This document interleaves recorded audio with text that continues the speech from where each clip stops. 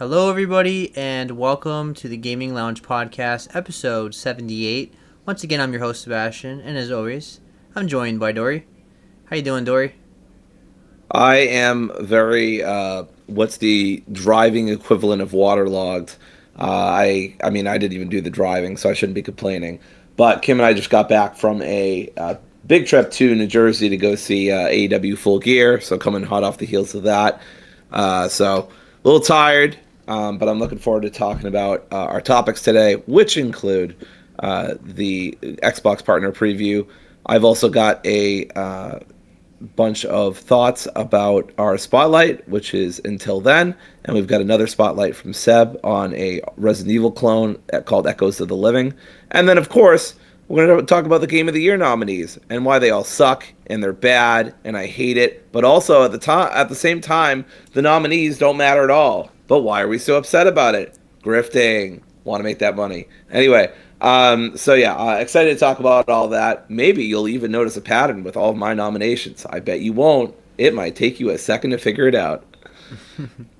Yeah, so happy Thanksgiving to everybody if you're in the United States. I'm officially on Thanksgiving break. Thanksgiving is on Thursday. The time this episode will be up. The time we record next week, it will be past Thanksgiving. So just wanted to say that first. So let's get started Gobble, with gobble. so let's get started with our Xbox Partner Showcase, which was actually quite a good show. I actually was able to watch it in class with some of my students, and it was a fun time. I actually had a good time with this showcase. There's a good amount of games I want to talk about, starting with Armatus. I think I'm not sure how I to think pronounce it's it. Arm. I'm not trying to be Armatus, dick, but I think it's Armatus. Armatus. Okay. All But right. I could be wrong. Yeah, I don't know if they said the name or not in the trailer, but either way, it's a third-person roguelite shooter set in the demon-infested ruins of Paris as the last supernatural warrior of an ancient order, armed with powerful firearms and incredible celestial powers, scour the city in search of a lost gateway to heaven, the Sunless Gate. Uh, this game is going to be on Game Pass, and it's going to be on Xbox Play Anywhere day one, and it's coming out next year. So, what did you think of this game? I thought it looked impressive graphically, and the gameplay looked cool. I know it's kind of lazy. I feel bad saying this. I got some Returnal vibes from this just because it's a third person roguelite with Yeah, basically aliens and guns and stuff. yeah, I think during the beginning of the trailer, I was a little bummed because I was like, we're just using like basic machine guns, like in a war against aliens. Like, can't we have more interesting weapons than that? I don't know why that kind of spoke to me in such a negative way, but I was like, I feel like we could have more exciting weapons than this yeah, because it was just like generic like machine guns or whatever. yeah. I thought it looked pretty fun. I mean, yeah, it doesn't look like the most unique game ever, but the gameplay looks good. I'm just kind of tired of roguelites. That's really what it is. Yeah. It's like the most popular genre in both the in every space because indie games keep making these games, and now it's a lot of AAA ones too. I would be more excited if it wasn't roguelite, really. I'll Yeah, keep an eye on it, and it might be really fun to play. But yeah, that's what kind of sours me on it personally. that's fair. All right, so let's move on to the next one, which is The Mound, Omen of Cthulhu, which. All right, pulling up the It's like timestamp. a co-op horror game. Yeah, I'm pulling up the timestamp. It says in up to four-player co-op, form a group of explorers searching for treasure in this cursed jungle. Danger is everywhere, and monstrous creatures alter reality.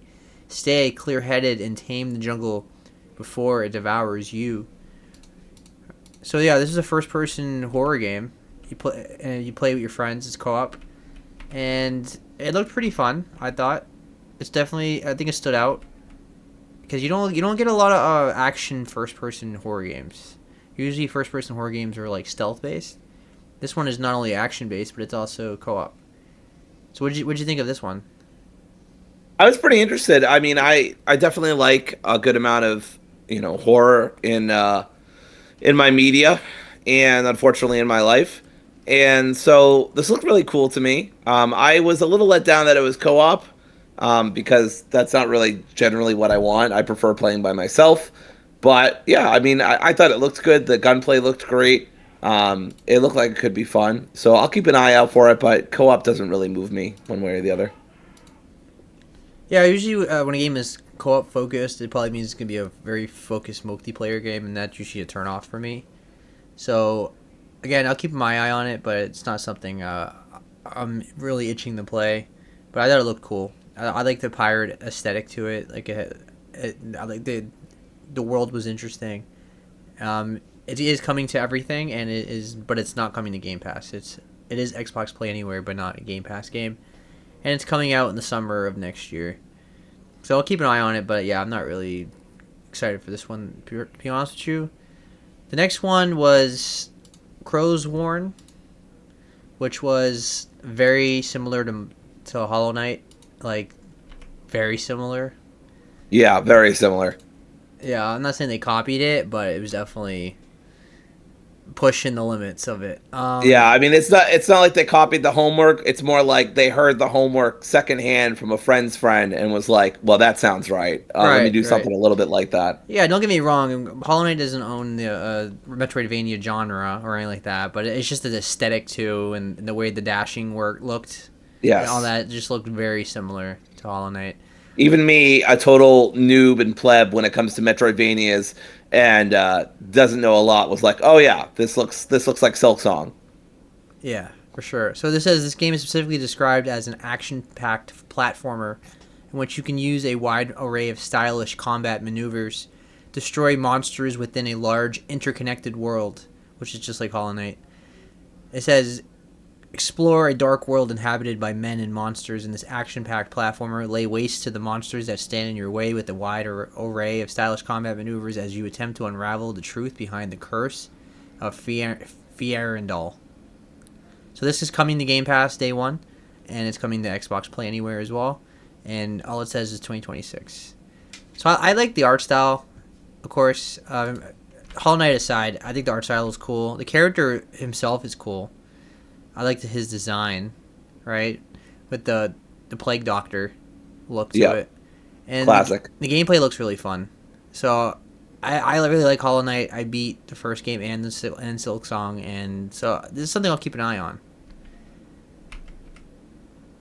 So no interest for you, Dory? Yeah, no, yeah, it's not my genre. It's a bummer. It looks cool though. I agree with you about the art style. I think the art style looks really cool. Yeah. All right, let's move on to the next game, which is Echo Generation 2, which it says it's a embark on a sci-fi deck building RPG odyssey, deal the cards, defy the cosmos, embrace the adventure. Echo Generation 2 is bringing back the first game's spooky, supernatural setting as well as explosive turn-based combat against cosmic horrors and raging robots.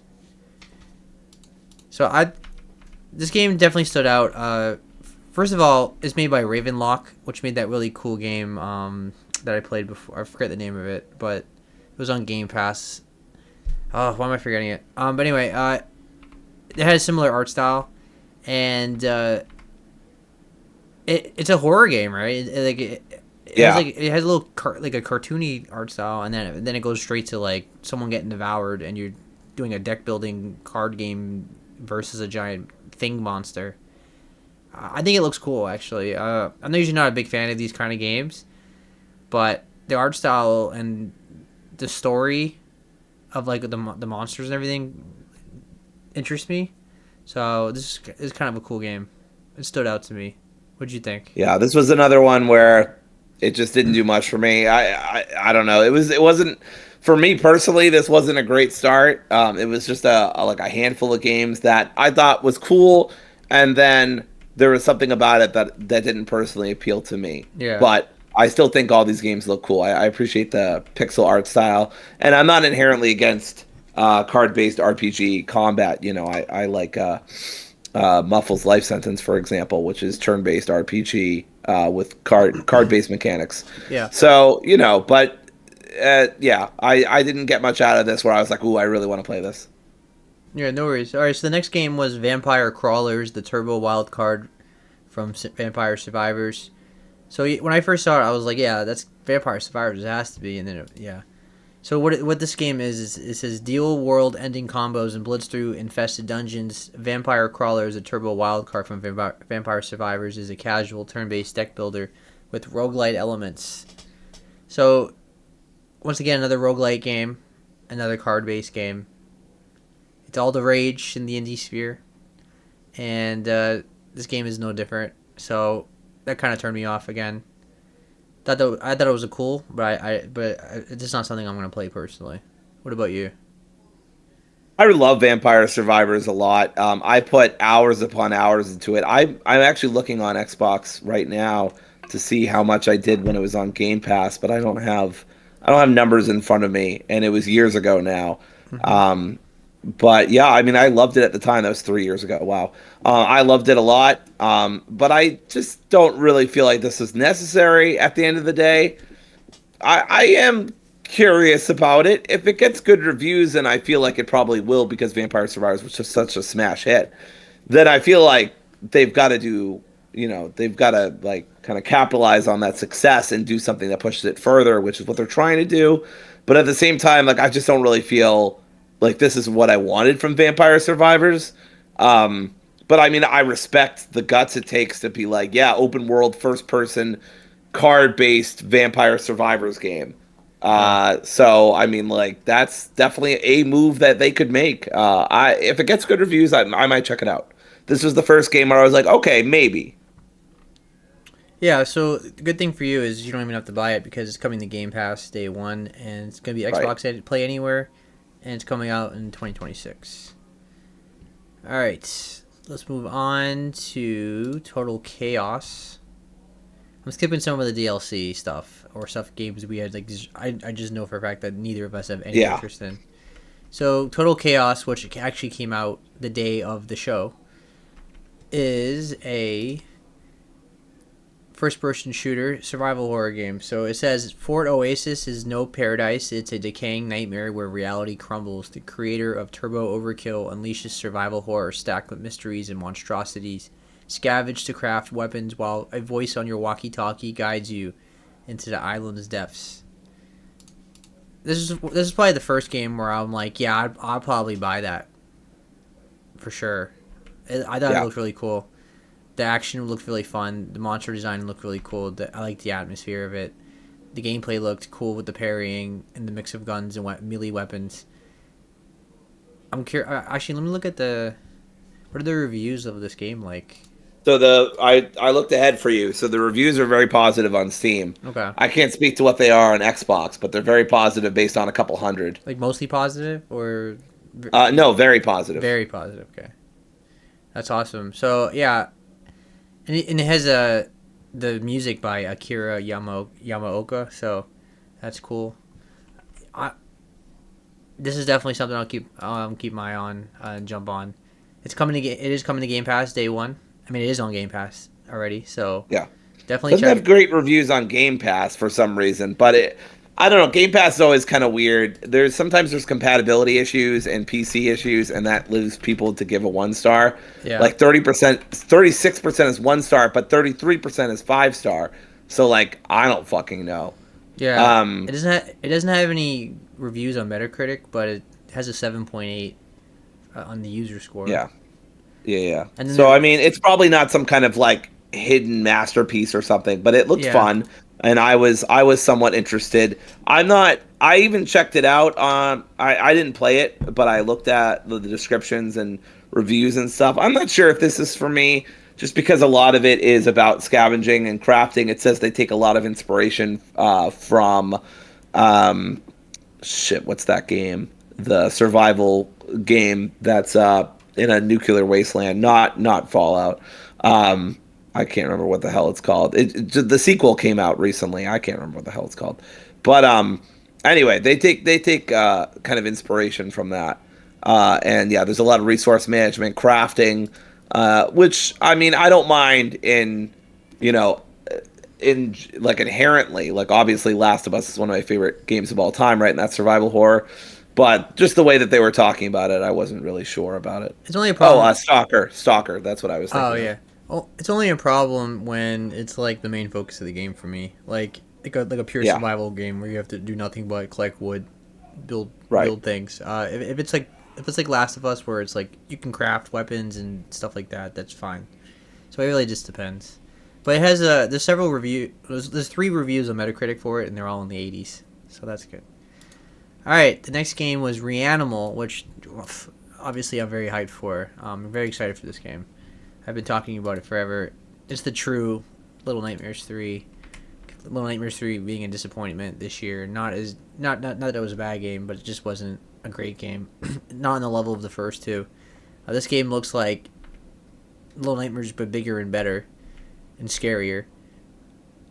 I mean, I'm really excited. I mean, the atmosphere, the gameplay, it looks very similar, right? But the environment, the visuals, and everything about it just looks jaw dropping. It looks fantastic. I know this is not your kind of game. You don't like, No. but this looks absolutely insane for me. Like this is definitely day one. Comes out February 13 next year. I think this is the first time we actually got a release date. I could be wrong though. I don't remember a release date. But either way, very excited for it. It's not coming to Game Pass. It's an Xbox Play Anywhere though. I'll be getting it on Steam. Yeah, so definitely excited. Yeah, I will say about Total Chaos, just to make up for me not having much to say about Reanimal. Yeah. That is a game I'll probably wait for either Seb to play or for me to just like a rainy day for me to play it. I'm interested, but I don't know if I'm completely sold on it. Yeah. And I have a lot of games that I want to play right now, so it's not like top of my list. But I'm not completely discounting it either. So if you tried it and you're like, oh, I think you would like this, then I'll give it a shot. But otherwise, I'll just kind of like leave it on Game Pass for right now. Yeah, I'll probably get it at some point, so you won't have to buy it. Because it seems like a game that appeals to me. Alright, the next game was Erosion, which is what I call the pixelated game where everybody was bouncing up and down. And it says your daughter has been kidnapped. Every death costs you a decade. Explore a roguelike open world where your actions reshape the timeline. Join a cult, steal a ride, gamble cheddar, collect over 100 weapons and abilities, demolish destructible voxel dungeons. Can you save her before time steals her away? What did you think of Erosion? Any interest in this one? Roguelike and open world, man, those are two genres I both struggle with. So this was another kind of miss for me. I know kind of a broken record with the game being a miss, but then also me liking the aesthetic. I think the pixelized art style is very cool, and I like the concept of losing years as you die. Obviously, it's not Like, yeah, like it's Sifu. not. Yes, I was about to say it's not completely innovative or anything we saw with Sifu most recently, and probably other games before that. But yeah, I mean, it looks cool, and I'm sympathetic to the twin stick shooter genre, which is kind of a weird sense. But like, I think it looks cool. I just don't know if I'd enjoy playing it. Yeah, the twins. What interests me is first of all the animation looks really awesome. It's fun to look Yeah, at. But the twin stick shooter combat looks really fun. What loses me is the roguelite nature of it and the open world. So it really depends on how big the open world is. Will I have fun with this? I don't know. And then the roguelite, what does that mean? Like what roguelite? What's roguelite about it? It's just because you die and you lose time and stuff? Is that kind of as roguelite? It's a big will see for me, personally. yeah. But it is coming to Game Pass day one. And it says in the video that it is getting early access in spring of next year. Alright. The next game was Raji Caligula, which is a sequel to the first game. It is set 6 years after it. It says it expands on the conflict, portraying not just a war among mortals, but a cosmic struggle involving gods, asuras, and mystical forces. You play as Raji and her younger brother Darsh as dual protagonists that you'll control during different paths of the story. So this is one of those games where there appeals to me a lot because depending on how it plays, but I think it plays like a third-person action game. So and the animation looks really good. I it looks like it should be a fun game. I mean, they didn't show any gameplay or anything like that, but I thought the trailer and the what was going on screen with all the monkeys and the combat just looked fun. Like potentially, we didn't see any combat, but like I just have a feeling this game could be fun. Is what I'm saying. So what did you think of it? It's very Yeah, cinematic. I mean, this was the final game that they showed at the partner showcase. I Yeah. thought it looked really cool, and it's probably, depending on the gameplay, I could be as early as day one or at least get it on a sale. It looks really cool. And I always really like it when games go into cultures that they don't often go in. I feel like we've been getting more Indian and like South Asian representation more often these past few years, which I really appreciate. So I think that's really cool. I liked how it looked. I liked, obviously, again, they didn't show any gameplay, which is a bummer. But from what they did show, I liked what I saw. So yeah, tentative. I'm there. Well, the original game was like top down platforming game. So I'm curious if how this game's gonna play like that. I never played the first one, Yeah, I don't know. I didn't but even know about the original. So yeah, so we'll see. But yeah, it ended with that. But it was a good way to end it, and like you said, I'm happy about the representation, and I'm gonna keep my eye on it just for the because it looks like a game that would appeal to me a lot. And now yes, the origin same. and their first game is only $6 on Steam, so I might check that out. Nice. All right. The next game I have on my list is Roadside Research, which is a comedic co-op simulator where you do just that with the aim of gathering intelligence on humans. Day to day, you'll be responsible for running the shop, stocking shelves, and appearing normal, while secretly conducting research on your customers. What'd you think of this one? I thought it was funny. I don't know if I Yeah. play I it, mean, but this was another game where I just had absolutely no interest. Co-op simulator, comedic. I do want to say an addendum to what I said earlier about Raji. I actually did play the demo on Switch, and I liked it, but it didn't like grab me. I wasn't like enthralled with it or whatever. But I think I played yeah, an hour or two of it, and I was like, "This is okay," but it's not like grabbing me, so I stopped playing. But yeah. yeah, I am aware of their. It's on Game But yeah, for Pass, at roadside least. research, Yeah. yeah, it's on Game Pass. No, no, I And mean I the think second I one played the too. The demo. second one too. Oh, the second one, great. And then yeah, roadside research. Yeah, no interest. It's a co-op simulator comedy thing. I don't know. People are really getting into this genre, and I don't. It doesn't interest me at all. Yeah, this is a game I would have more fun watching someone stream than I would personally play. Yeah. That's how basically my got out of it. But I thought it was kind of the concept is funny. All right, Yeah. so there's three more topics in this first topic. The first one being, I'm not sure this was in the showcase, but it's worth noting that the Xbox full experience is arriving to Windows handhelds on November 21st, which was 2 days ago, and it's also coming to PC soon if you're a Windows insider. If you don't know what Xbox full screen experience is basically it's like Steam OS, right? You get a big picture, you control your computer or your handheld, and you hold down the button, and you can switch screens very quickly. So if I'm playing a game, I hold the button down, and I can switch to like a different browser or whatever I'm using. It really comes in handy. I think and it's supposed to help your performance too, but you don't expect a massive jump in performance. It's like little minor help, but it's definitely I thought so far I've been pretty happy with it. Any interest in this, Dory? Would you use this on No, your? I'm pretty happy with my Steam Deck at this point. I mean, would you use it like on your laptop? Have you looked at it at all? It Oh, comes I in, haven't looked at it. I just presumed it was for the Windows handhelds, and so it wouldn't apply to no, me. it's Am I coming to wrong about that? it's coming to all Windows devices, including PCs. Oh, I see. I see. I misunderstood. Okay, that's my bad. Yeah, Um, yeah. It's not out yet though for PC, and you have to be a Windows insider to do that. oh, okay. Well, I mean, once it comes to public, I might check it out. So full screen experience arrives. Uh, yeah, this wasn't part of the, or at least I don't remember it on Yeah, I the saw it. partner showcase, so I I might not saw have seen this. I saw it at the I saw it on the Xbox like website, the one that like it's not theirs, but it's like the blog website. Right, right, right. And it was one of the tabs. I'm like, I don't remember seeing that, but I was like, I wanted to shout it out because it's pretty Sure. cool. All right, so the last two games are the ones I'm most excited about. That's why we're out of order like that. That's I want to Yeah. talk. I figure this is the ones we're gonna talk about the most. Starting with Zoopunk, where it says play as Rayton, a veteran rabbit swordsman. Take command of a diverse team of playable animal heroes rising against the oppressive mechanical army.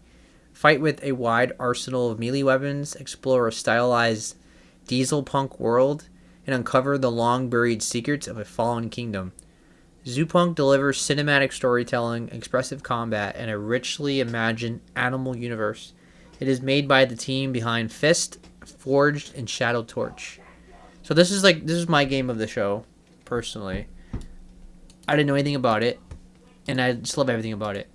The concept of like like a Zootopia kind of land, and the combat just being awesome. Like it's like a post-apocalyptic world, and everybody's like an animal. And you play as a rabbit. And you're doing all these cool like Devil May Cry type of combat moves and stuff like that. It just looked awesome. This is my kind of game. Very cinematic, very action heavy, over the top. It looks really fun. What'd you think of it? Yeah, I really liked it. I enjoyed Fist, and it wasn't like amazing or whatever. I don't remember what I gave it. I think I gave it like a 4 or maybe less than that. Out of 5. Out of Just to be 5. clear. Just to be clear. Yeah, out of 5. Thank you. But I enjoyed my time with it. I think I found the platforming very frustrating. That was one of my biggest problems when I played Fist, is that they had these very precise segments in like the middle of the game where you had to do this platforming, and if you fucked up, you basically died. And you know me, I'm not very good at platforming, and so I died a lot, and I got very frustrated and crashed out and almost quit the game. But I pushed through, was able to beat the game. As far as I remember, again, this was years ago, so I don't recall completely. But I remember enjoying it. Actually, here we go. I wrote it was actually 2 stars. I'm sorry, I was totally wrong. See, I wrote this in July of 2023. I wrote, really wanted to like this game, but the last 4 hours killed it for me. Very bad pacing, unnecessary dungeons, frustrating platform, there it is, and difficulty spikes up the wazoo, and I eventually apparently turned it on easy, which almost made it too easy and feels like there should have been a hard mode separate from normal. Made for a really frustrating finale. A lot of really good ideas with decent execution, but didn't resonate with me ultimately. So I'm hoping that this game turns that around. I saw a lot of promise in Fist when I played it, and I thought I liked it a lot more than I did, but I guess those last few hours I really didn't like. It's not your genre. It's a Metroidvania. It's a Metroidvania, right? So this one's not. Oh, yeah, no, I know. That's what I'm saying. It's a Metroidvania platformer. I'm surprised I even gave it a shot. But I did give it a shot, and I ended up not liking it. I think that was one of the games, too, where I was like, okay, I don't like Metroidvanias. Like, I'm going to stop trying to play them. But yeah, I did like some of the ideas, and I think this one looks a lot better. This is way more my speed. This is a, third-person action-adventure game. Looks really cool. Anyway, I've been talking enough, Seb. Why don't you say some stuff? It reminds me of Star Fox's world. Like that's the aesthetic I was getting, like this sci-fi adventure game. But like the combat looked really fun. That's the main thing I got out of it. The gameplay looks really fun. Yeah, they showed off a lot of gameplay, which was great. Yeah, I don't want to say Souls-like, but it's an action game. Yeah, they show some boss fights against like the deer guy, and it looks like it's gonna be some challenging moments here and there. But I love everything about it. I mean, it just gives me like the Star Fox, like Sly Cooper vibes, is what I was getting from it. Yeah. It also seems like you'll be able to switch in between 3 different warriors. So one is a rhino, one is a chipmunk, squirrel. Kind of was tough for me to see. And then of course you have Ray. Don't worry, you can just call him Ray because that's what he's called in the game. It's like a squirrel. Well, Ray is a. It was a squirrel. Okay, great. Oh yeah, bushy tail, and then Ray's a rabbit. And so yeah, there's an extended look on YouTube you can also look at. But I agree with Seb. Besides another game which we're going to talk about next, this was probably the game I was most hyped for. It looked really cool. I thought at first that the graphics looked the gameplay looked a little clunky or clumsy. It's But I not realized perfect. I think it's just how the animations are, or just like Yeah. how it looked in the trailer. It's not. It's definitely not perfect. It looks like an indie game. It doesn't look like Yeah, a pure AAA game for sure, yeah, but it still yeah. looks This is good. big double A vibes right here. Yeah, double A is exactly how I would describe it. Yeah, but I liked it overall. I'm excited for it. It's coming to Xbox Series X and S, Xbox on PC, which means it should be coming to Game Pass? Question mark. I'm always confused about that. And then It's Steam, PS5. it's. I don't think it says Xbox Play Anywhere only. I don't think it's coming to Game Pass.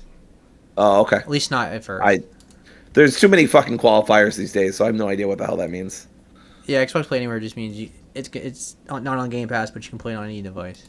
All right, let's get to the Okay. last game, which is Tides of Annihilation, which this one has the longest writing, and I'm gonna butcher like some of these names, I'm sure. Shifting the action from the ruins of London to the mysterious otherworld realm of Avalon in an Inception-esque sequence, the cinematic-styled gameplay video captured within game footage offers the first detailed look at the dual frontline battle system in the Mirror Realm, a fractured world split into mirror realities. The visceral, stunning action comes to an epic climax as both Gwendolyn and Lamerick, a special ally in this particular fight, shift in and out of the Mirror Realm to deliver powerful attacks against the shape-shifting boss Tyrono, showcasing the ability to control two characters in this major boss battle. So, right off the bat, I was getting Elden Ring vibes in terms of the art style and the aesthetic. But the gameplay, obviously not. Very action heavy, very Devil May Cry, very over the top, very stylized, very like just pixels and animations everywhere, constant transitions and action sequences. Like this game requires a high end PC. Even the gameplay that they showed at the showcase was struggling to keep up. There was definitely struggles with the frame rate. You definitely need a quality PC to play this. So we'll see how it performs. But that was what I got out of it. Was the gameplay looked really awesome, and it's everything I like about in these kind of games. And I'm probably day one, but the frame rate was not great, and it definitely started at times. It could have been the stream, but yeah, this game's gonna require a high end PC. What did you think of it? Yeah, I mean, I thought Expedition 33 Elden Ring looked really great. Yeah, That's that looked great. that's the aesthetic. Yeah, I definitely see that. It really is. It really is. All joking aside, also Jennifer English and her girlfriend are both in it. So as antagonists to each other, which is, that's there can't be any tension in the room with that. Yeah, You take that's that. You incredible. take that home with you. You know what I mean? I know that there's no way you don't. But that's really awesome. I love Jennifer English so much. She won a Golden Joystick Award for Best Voice Actress, and she did a whole speech about queer joy, which has all the fucking dumbasses online getting upset because of course they are. And suddenly some people are doing a switch up on Expedition 33. I wonder why. Anyway. So I'm really excited. It's another game that has Jennifer English in it, which means my interest in it has peaked by 33%. Yeah. But seriously, the game looks incredible. So if this is like, I know we fucking do this with every action game, and I feel bad about it. But like, if this is like Elden Ring difficulty, I'm noping out real quick. But I don't think it Uh, is. I think it looks like an action RPG, but I'm not getting the sense. I'm getting the sense that it's epic boss fights. They're probably tough, but it's not like Elden Ring, it's right? It's probably not like you're gonna die a million times. yeah, it's probably Devil May Cry 5 level, which is Yeah, not and not I a can walk in the handle that. not a walk in the park, but Yes, not like frustrating either. Not that Elden Ring correct. was that. Not that Elden Ring was really like that. That was more like Sekiro. Elden Ring was probably the most Sure. casual Souls game. Not that it was easy. I'm not saying that, but it's definitely Yeah, not. yeah, I get what you mean. But this game looks visually, it just looks incredible. Like it's insane. Yeah. Like this is a game why why I invested in a nice PC because there's so much going on. This is like Wukong of Yeah. craziness This going. is like some kind of Arthurian RPG, mystical RPG. Like I'm there, like absolutely day one. Yeah, I'm very interested in this. yeah. I hope we don't have another Lost Soul. I have That's some what I was. PTSD from That was my. Lost Soul aside. Yeah, that was my.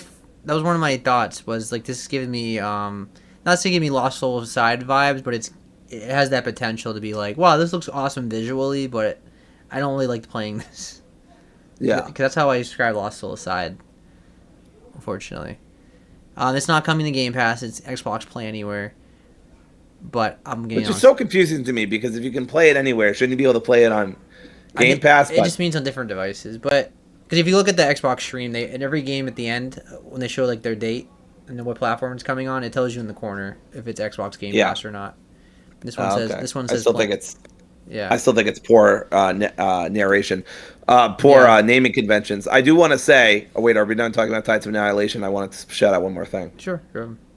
I can't believe we didn't talk about this. Hitman, you can have Slim Shady versus Eminem, I know you want and to see. Jennifer Yeah. English genuinely did some narration where she was like, "You have to fight, you have to assassinate." Oh wait, I actually managed to get to it. What did Jennifer English say? Eminem targets his alter ego in the new elusive target mission for Hitman. Learn more exclusively on Xbox Wire. And I know for a fact that Jennifer English is one of the modern goats of voice acting. She's incredible. There's no way she did that in one take. I can't. I refuse to believe that she did that in one take. She had to have at least tee-heed or laughed or made a mom spaghetti joke one time. Yeah. And also, there's literally a mom spaghetti joke in the trailer. Anyway, I just want to shout it out because that was the most surreal fucking thing. It's just like Hitman 47 teams up with Eminem to target his alter ego, Slim Shady. I don't know. Just the most fucking millennial throwback shit of all time. Yeah. So I guess the Xbox full screen experience was in the showcase, but Oh, was it? it was just Okay. fast. I must have forgotten. Anyway, yeah, it was right at the end. That's why. Oh, okay. We're not there already. It says Pretty much. because it says Xbox full experience coming to PC available. Oh, I see it. I see it. You're right. Yep. Yeah. Oh, you know what happened too? I think I X'd out as soon as they did all of the games. So it's like, oh, well, that must be it. And I Yeah. literally didn't see it. Yeah, and if you look at the picture, it has the Rogue Ally X, and it has MSI Claw, and it has a bunch of Gotcha. computers and laptops. All right, Dory, let's move on to our spotlights, starting with yours. Until then, can you tell us about it? We'll start with the overview of what kind of game it is. And then- Sure. Until then is a Dory game. Boom. Done. No, okay. Until then is a very Filipino inspired and created game. It is narrative focused. It involves choices, but I struggle to say that the choices are actually that meaningful. They matter, but they're not. This isn't a Telltale game, right? It doesn't really affect the plot overall. It just affects individual scenes. But I don't think it doesn't really affect the ending you get. That kind of is what I'm saying. You follow this boy who is living in a post-apocalyptic world after an event called The Ruling. The Ruling is, and I've never understood why it's called The Ruling, and I put over 20 hours in this game, so that's one thing. Like I still don't understand why the hell they called it that. But basically, a bunch of cataclysmic environmental things happen all at once: an earthquake, a hurricane, a tornado, yada yada yada. It all happens at once, and this takes place a year after that. And the world is still in tatters, and some towns were hit and some towns weren't. And he's living in this town where they weren't hit, but weird things are starting to happen where his memory's getting a little fuzzy. He knows who he is. This is not an amnesia thing. Don't worry. He's losing track of time, and people around him are starting to like confuse the weather. And like there's this whole mystery going on, like what's happening. But in the meantime, you have to balance school life, you have to balance being friends, finding love. It's a coming of age story with some sci-fi twists. I'm going to be try to be very careful here because I do not want to give any spoilers away. But I think that covers the basics of this game. It's basically a very narrative-focused walking simulator. There is gameplay, there are mini games, and of course you're interacting with characters. But this is the most one of the most narrative games that has ever narratived in my life. There is very, very little gameplay unless you count walking from point A to point B gameplay, which technically it is, right? But it's not very engaging, right? The engagement comes from the characters and the writing, which, I mean, if I had, completely going to be honest right here at the start, if I had played this game when it came out last year, excuse me for a second, if I had played this last year when it came out, it would have been in my top 10 easily. It would have been, I think it would have been in my top 5. Forget my top 10. It would have been in my top 5, maybe top 3. I loved this game so much. I cried 5 times playing it. I get very invested in fictional media, as Seb knows and as my partner Kim knows, and these characters are written so well. I the game was so good that I had post game depression after I played it for a day or two. I was like, I want to play a new game, but also I'm sad because the game is over and I can't go back. And I've done everything. I didn't get all the achievements, but I had gotten all the endings and stuff, which is another thing we'll talk about with it. But yeah, let me start with the pros, right? There's kind of pixelated graphics that we've kind of talked about elsewhere with erosion. Very good. It's kind of, I don't know, it's interesting. It's like, it really accentuates the character models and the backgrounds, but at the same time, and I swear I'm going to get a light bar at some point so I don't look so fucking dark. I have like a light right there, but it doesn't fill the room. It just fills up that one corner. But anyway, so yeah, anyway, until then.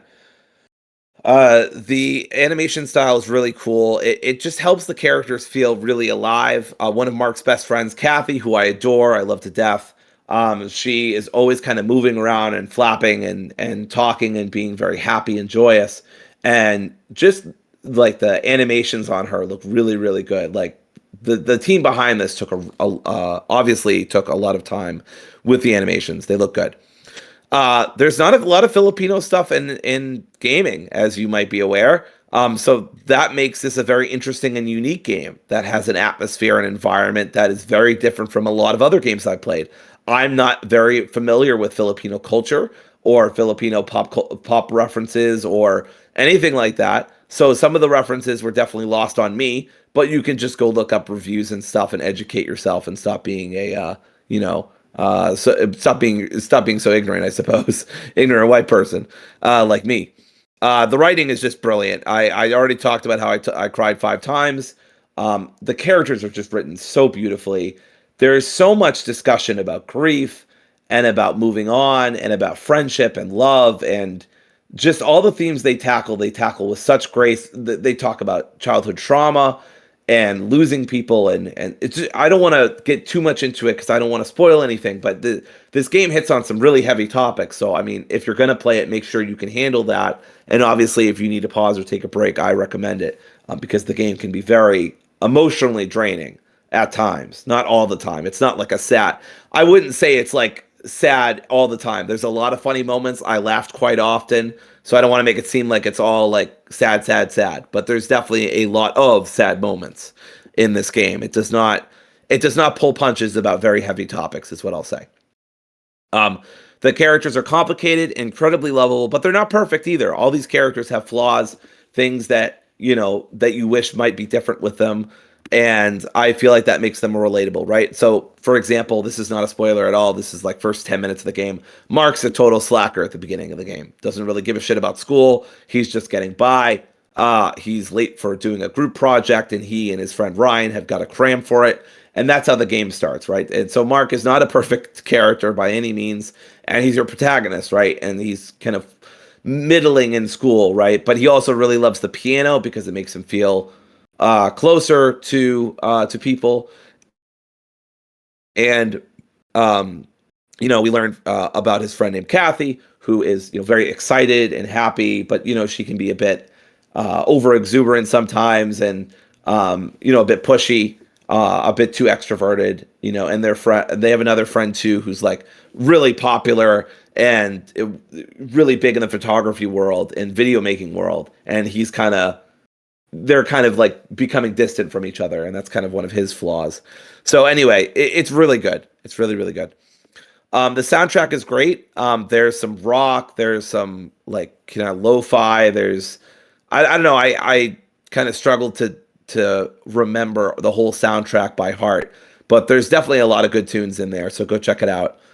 Some of the mini games can be fun. I thought that there was some stuff that I didn't mind doing that I thought that I got into and I really tried to do my best on. Usually it's a friendly competition between Mark and one of his friends at something, maybe at a fair or at a street vendor or something. But overall, most of the mini games were fine or even fun. There are some cool twists that happen. Of course, I will not go into spoiler territory. The game only came out a year ago, but you should go check it out. The story teases very early on that nothing is, I know it's such a cliche line, but nothing is quite what it seems in this game. And so there's more going on here than just a coming of age. I already said there's some sci-fi stuff, so make of that what you will. And then, yeah, I've already talked about how there's some really heavy themes, but it's done with what I would call poise and graceful finesse. So yeah, any questions about the pros? Nope, I don't have any questions. I think you explained Cool, cool. everything. Great. Let's get into the cons. So first off, I think this is an incredible game. My cons are um, mostly nitpicks. I think this is an excellent game, if not an incredible one, but I do have some issues with it. The pacing's kind of frustrating. Now, notice I said that it's a very narrative game, and I spent almost 20 hours on it. That's a long time for a very narrative-focused game. You'll notice that a lot of indie games, in my experience, and I think Seb would back this up too, that are very narrative-heavy are usually under 10 hours. Usually, they're under 5 hours. And so one is very unique. Now, I will say, if you want to get, I'm going to be careful here. The regular ending, you only have to play the game for 10 hours, but I don't think the regular ending is very satisfying, and I think most people will agree. So don't get the regular ending. When the game asks you to continue, question mark, there's a lot of 90s nostalgia in this game. You should press continue, trust me. But so the regular ending takes 10 hours, and that's fine if that had been the whole game, but it wasn't. There's other things to do after the ending is done, and that took me another 10-ish hours. My Steam gameplay count says like 21.2. So if you want to get technical, I think that's a little too long. I think it could have been half the length or maybe 15 hours, and I think it would have been fine. Don't get me wrong. I never got tired of the characters. I never got tired of the story. But I was kind of like, guys, we can wrap this up. Like, I get the point. I've already cried like 3 or 4 times. We can wrap this up. So it does kind of drag in some places. As I mentioned earlier, your choices can be fun to see play out, but they don't really make a difference, which is kind of a bummer. Now it makes a difference for like achievements, but nothing really else. It doesn't affect the story that much. It doesn't affect your endings or your relationship with the characters. It's kind of just there for flavor, which is fine. I don't think that's bad, but it is worth noting, and it's a little bit of a bummer. Even after I got that true ending after 20 hours, I still had some questions that I wanted answered, and I'm like, why are we not answering these questions? I gave you 20 hours of my time. Can you please give me these questions about these characters answered? But by and large, most of the plot threads are wrapped up. But there's just a few lingering questions I had, and one of them is intentional, but I didn't like it. I was kind of like frustrated about it because it's like, but I want to know what happened to that character, and the game's like, hee, no, thank you, I'm not going to tell you. So that was a little frustrating, even if it was intentional. There is so Mark's really into the piano, which I mentioned briefly, and I also mentioned the mini games. So if you're like, wow, Dory, I bet there's a Guitar Hero-esque game that comes in at one point, and it's probably really overdrawn and really annoying. Yeah, you're absolutely right. I don't know why, but they don't put this mini game at the beginning of the game to like get you used to it. It just kind of comes out of nowhere in the middle of the game where you suddenly have to like practice your piano before a recital or like a club acceptance thing. Not really a recital. And I was doing it on Steam Deck, so it was a weird setup. It's doable, but it was annoying, and some of the songs are too long to ask people to do that. I think one of them I straight up failed. I was like, nah, fuck this, I don't care. And again, it doesn't matter. It doesn't do anything for you if you fail. I don't know for sure because I wasn't going to risk it, right? But even if you fail, I'm pretty sure it doesn't do anything. Maybe the game asked you to do it again. I legitimately don't know because I wasn't going to risk it. But later on, they asked me to play it again. I was like, no fucking way. Like, it just, these piano songs are too long. Like, they're a few minutes long or more. And the setup for the Steam Deck isn't ideal. So over the course of those few minutes, my hands started hurting. And I'm like, I don't want to do this anymore.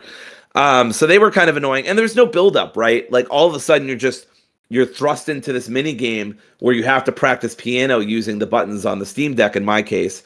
And I was like, why are we doing this? Another thing I think it can be a little annoying is the social media. So there's a lot of social media commentary in this game, and you can use social media limitedly, in a limited context or a limited sense. But some of the controls for that can be a little finicky. Like you have to actually type on your keyboard on a computer to type in the game, and I just found that a little annoying at times. I eventually figured out if you just press spacebar over and over again, it just types in for you. But I feel like when you click, this is such a minute thing and otherwise, but because the game's 20 hours and the social media stuff happens a lot, it kind of adds up. But I wish, like, when I picked a choice for for a message or whatever, because there's a lot of text messages and it's basically a Facebook knockoff, but you're using basically Messenger. And so, like, I wish when I picked an option that it would just do it for me instead of making me type it in. It sounds like such a minor complaint, but when you have to do it over and over and over again, it was actually better on the Steam Deck, weirdly, because I could just mash the A button and it would just type it in for me. But on desktop, it was a little clunkier. Again, ironically.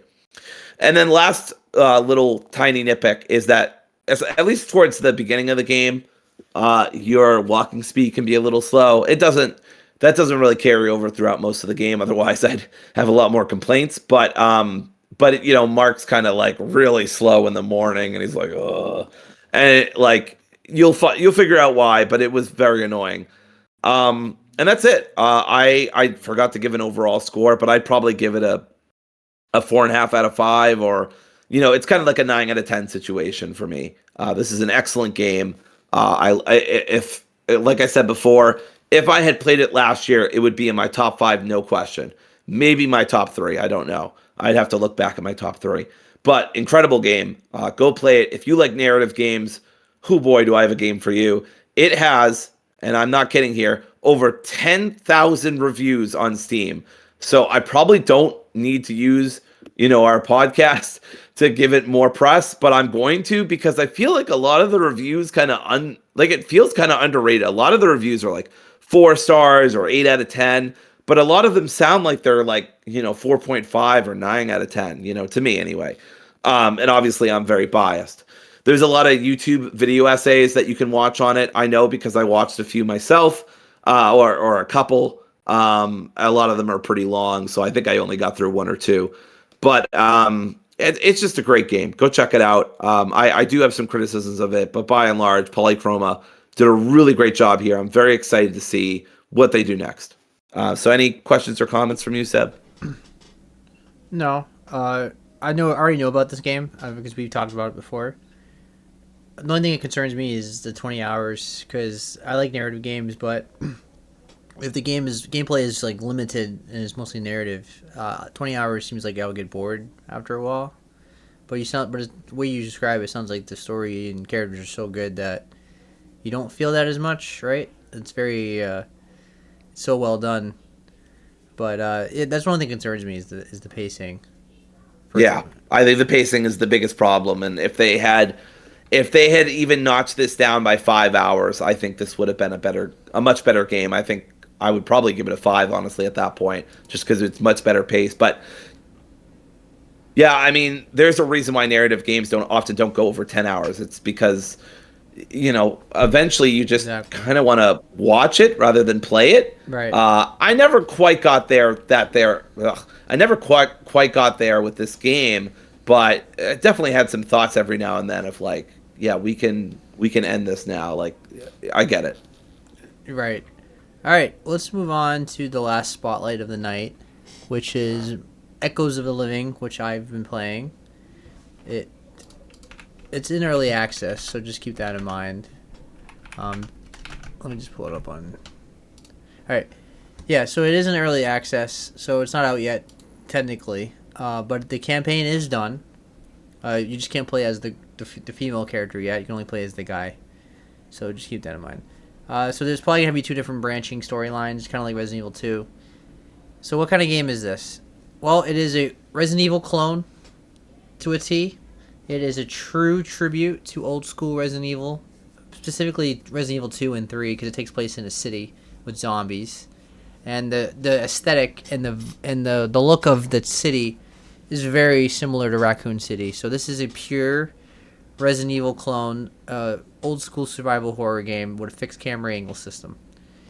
So what are the pros to this game? Well, first of all, it nails the old school Resident Evil vibe really well. It has the fixed camera angles, the tank controls, and has really specific resource management. So you have to really make sure you don't waste space with items. Make sure you use the item box. It has the universal item box just like Resident Evil does. It has the save system. Instead of a ink ribbon, it's this floppy disk. I believe it takes place in the 90s as well, so that's also being similar to Raccoon City.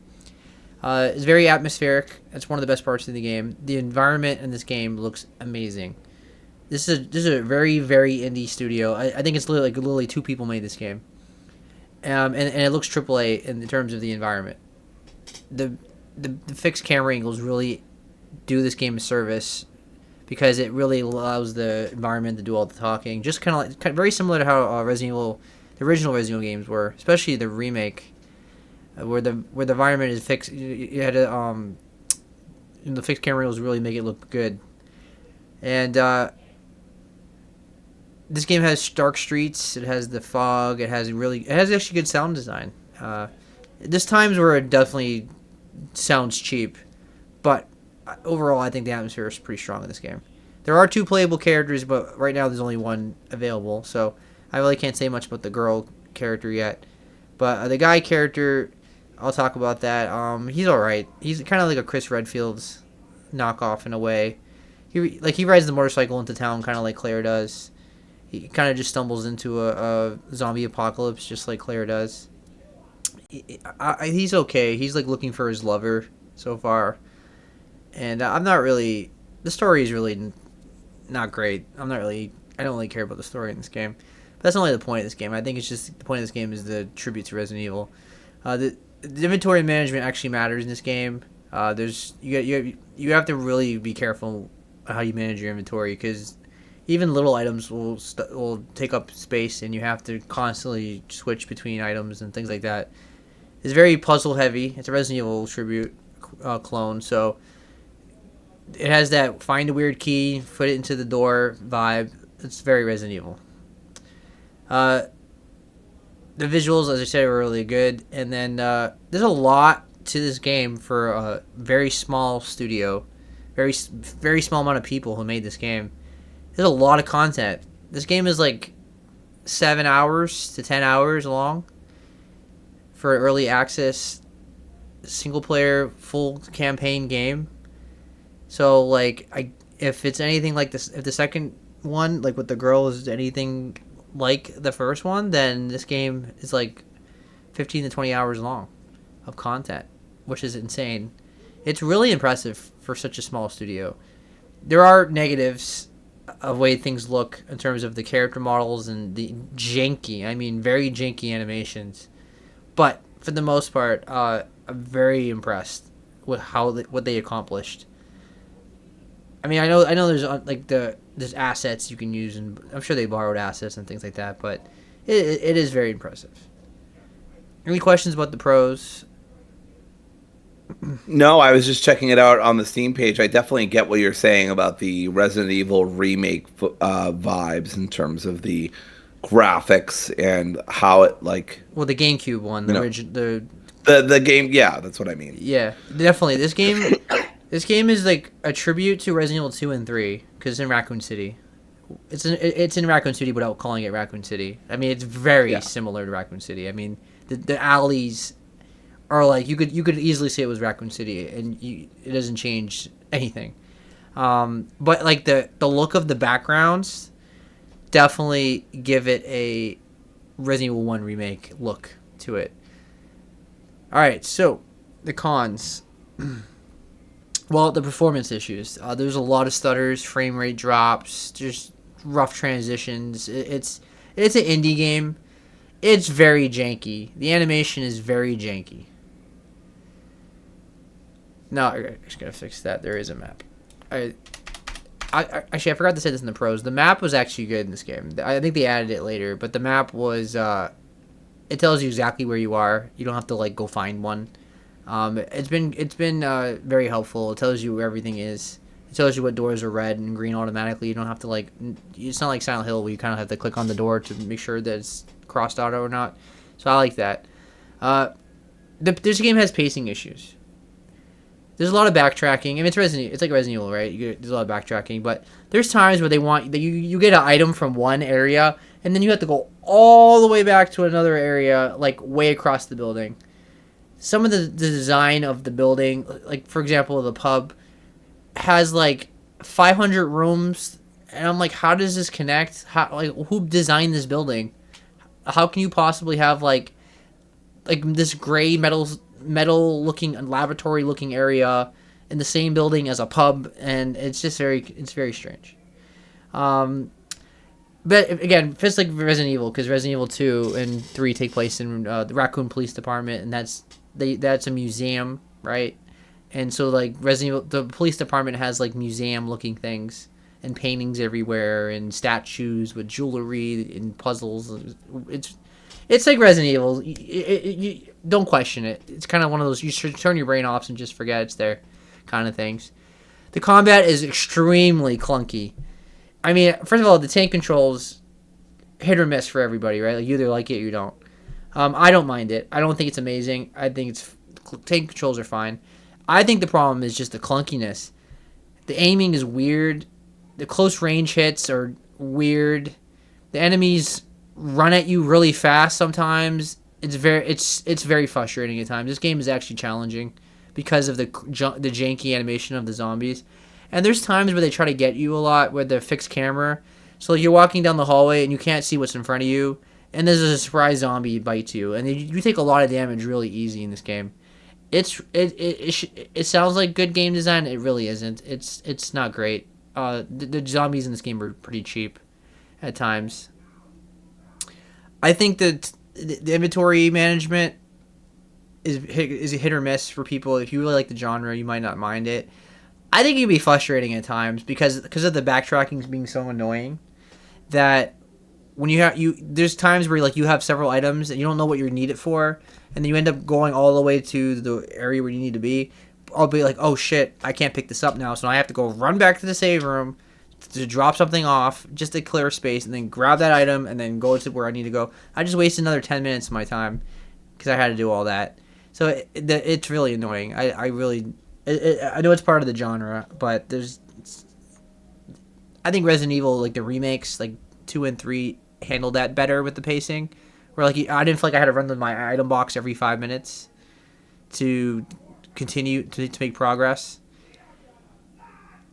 This is not so much a con, but just to keep this in mind, it's early access. There's only one story available right now, so you're not getting a full game if you buy it right now. So just keep that in mind. I think it's like $25 this game, so you have to really be a fan of this kind of genre. And the the second campaign comes out, it should be cheaper on sale. And then there's a few puzzles that are really annoying and frustrating, and I wouldn't be able to do them without looking them up. So this is a kind of a game I would recommend with a walkthrough, to be honest with you, because of like they want you to go way across the map, and the hallways and everything are so different from each other, and it's very confusing where to go sometimes. I would play this game with a walkthrough personally, but it depends on the person. Any questions about the cons, Dory? No, this sounds like an absolute nightmare for me, and I will just say no thank you. But I am glad that you had some fun with it. This definitely sounds right up your alley. Yeah, so overall, as a diehard Resident Evil fan and a diehard survival horror fan, this is a good game. This is a good indie game. I respect it. It has its issues, like severe issues, the jankiness, the enemies being cheap, the character models look horrible, the story is forgettable. Is the point of this game, where it really shines, is the tribute to Resident Evil, because the backgrounds look fantastic, the atmosphere is great. It feels like you really get to explore Raccoon City without being called Raccoon City, and if you like old school survival horror, this is going to be up your alley. So this is very dependent on if you like this genre or not, of course. So I would give this game, I would probably say a 6.5, 7. Let's say 7. 7 out of 10. But maybe in the 6.5. It's like a Starfield 7. I knew you were gonna say that. I think a 6.5 maybe, which is not a bad score. I mean, I'm not saying because it's not great. It's not. I struggle to say if it's a good game or not. It's like maybe right below good. It's like almost good. So that's what I would say. So 6.5, which is a good score. I mean, it's pretty solid. It's decent score. All right. All right, let's move on to our last topic of the night, which is the Game Awards selection. So we finally got all the selections for the Game Awards, which is going to be next month, only a couple weeks away. Obviously, the biggest show of the year, I think, at this point you can say. Now that E3 is not really a thing anymore. I guess Gamescom's technically bigger. It's the biggest show, but Game Awards is what like everybody watches. It's like the Oscars of games. But we also watch it not just for the selections, but we watch it for the reveals because like Jeff knows this. People are tuning in for like bombshells because we gotten some major bombshells at the Game Awards. We got like so this year people are expecting like Half-Life 3 because there's a lot of there's a lot of smoke to that rumor right now. Yeah, that they're working on that. And I'm hoping like Kingdom Hearts 4 or some shit like that. You never know, right? I doubt it, but you know what I'm saying? Like that, you get those level of reveals at this show. It would be very poetic if it happened, but we wanted it last year too, and it didn't happen then either. So we'll say they need to reveal it like Sora coming out as the keyhole in Smash Brothers, and like it's like but it's like Gabe Newell flying through the sky like with this Kingdom Hearts music playing. All right, that's right. Let's get to our selections. So what we're going to do is we're going to talk about the games we want to win the category and the games we think are going to win the category because they don't always line up. I would say we're probably like 50-50 on our predictions. I've gotten them wrong probably more so than I've gotten them right. But it doesn't really matter. Let's get started with we'll start from the bottom. So we'll start with the most anticipated game. We're gonna just before we even get to that, just be mindful that we're not going to go through every category. There's categories I could care less about. I am not talking about content creator or best esports or esport athlete or anything like that. I could care less. So I'm just be mindful. I'm skipping those. So the most anticipated game, you have 007 First Light, Grand Theft Auto 6, Marvel's Wolverine, Resident Evil Requiem, and The Witcher 4. Now that's a banger lineup. I am very excited for all 5 of those games. Like, those are all could easily be my top 5 games. And they probably, not top 10 games of the year. They probably will be my top 10 games of the year. I mean, those are, like, monsters. With that said, GTA 6. They keep delaying it every year. It's going to keep winning this award every year. So, my most anticipated game is GTA 6. And I think it's going to win, too. So... Dory? Yeah, I guess, I mean, in terms of, like, what my most anticipated out of this list, it's Requiem. Or maybe it's Wolverine. I'm not sure. It's Requiem or Wolverine. But, look, at this point, it can't be anything besides GTA 6. I don't like Rockstar right now due to their disputes with the union and everything that's going on with that. But I'm not going to pretend I was going to buy this game before that. Yeah. I don't really care. I will say this every fucking year until GTA 6 finally fucking comes out. I don't care about Grand Theft Auto. It's not a series that I've invested in since Vice City or San Andreas, I think, is the latest one I played. So that far back. Dang. And it's just not for me. I don't really gravitate towards their kind of humor or the kind of stories that they like telling.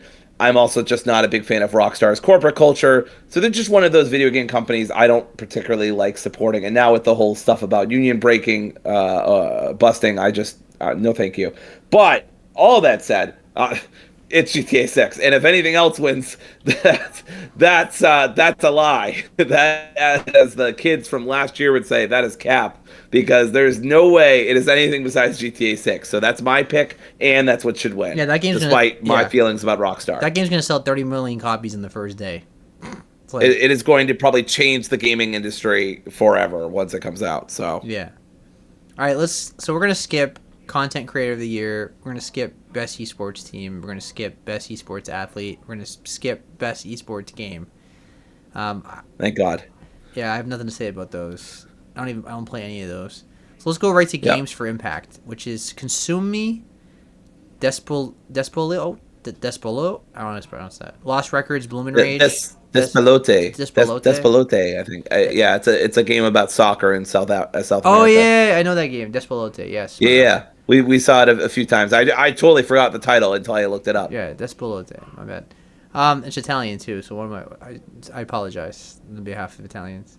I think it's Italian anyway. I could be wrong. I'm not sure. I honestly am not sure. I gotta look this up. No one's gonna bother me. But anyway, Yep. Lost Now I gotta Records, look it up. Bloom and Rage, South to Midnight, and Wonder Stop. Now, for me, I would pick Lost Records. It is in. So, okay. I'm sorry. It's Spanish. Not Ecuador. Italian. Yeah, Spanish. I was gonna say I don't think it's Italian. I think it's Spanish, but I don't want to.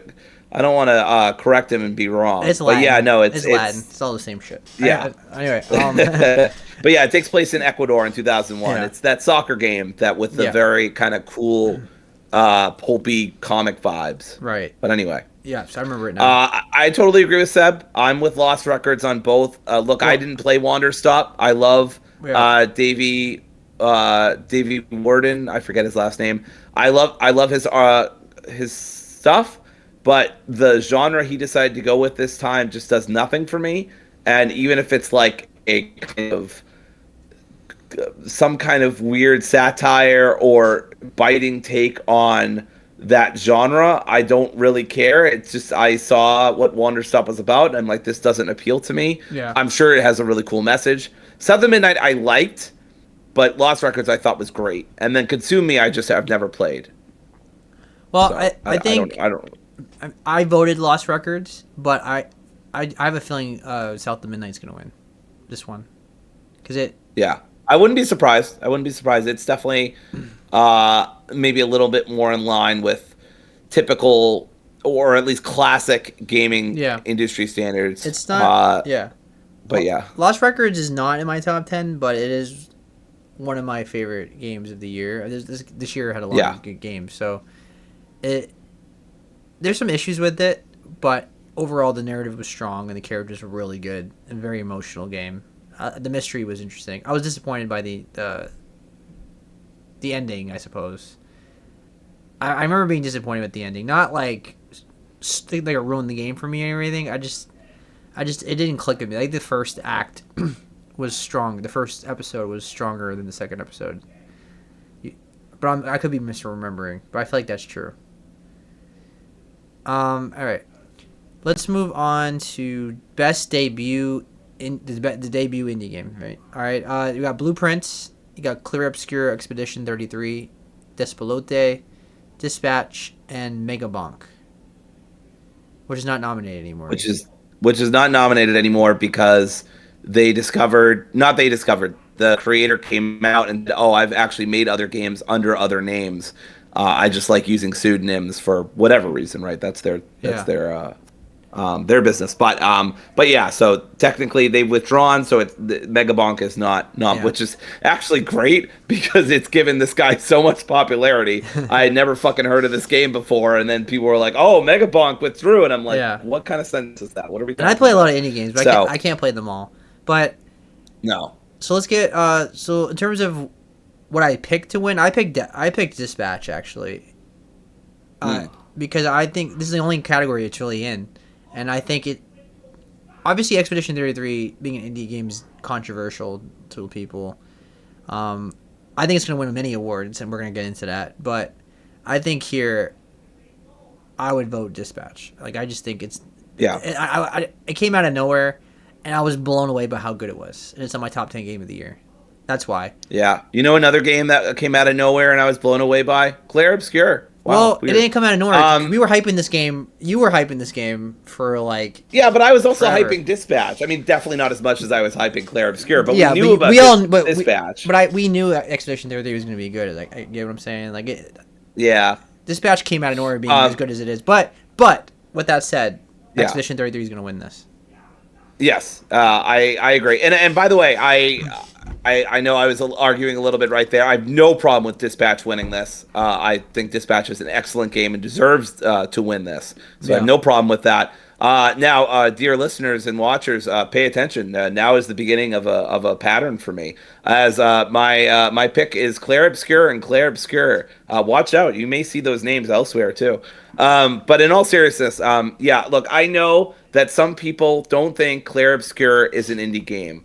You know what? I'm going to be very discompassionate for a second. Cry me a fucking river. It is an indie game. I'm sorry. I know that it doesn't like spiritually, it does not have the feel of an indie game. Yeah. Absolutely. I completely agree. It does not seem like an indie game. Yeah. But ultimately, this is done by Sandfall Interactive. They are not one of the major publishers. They don't have billions upon billions of dollars. They're not owned by Activision or Xbox or Microsoft or Sony or anything like that. They do their own. They have their own private funding.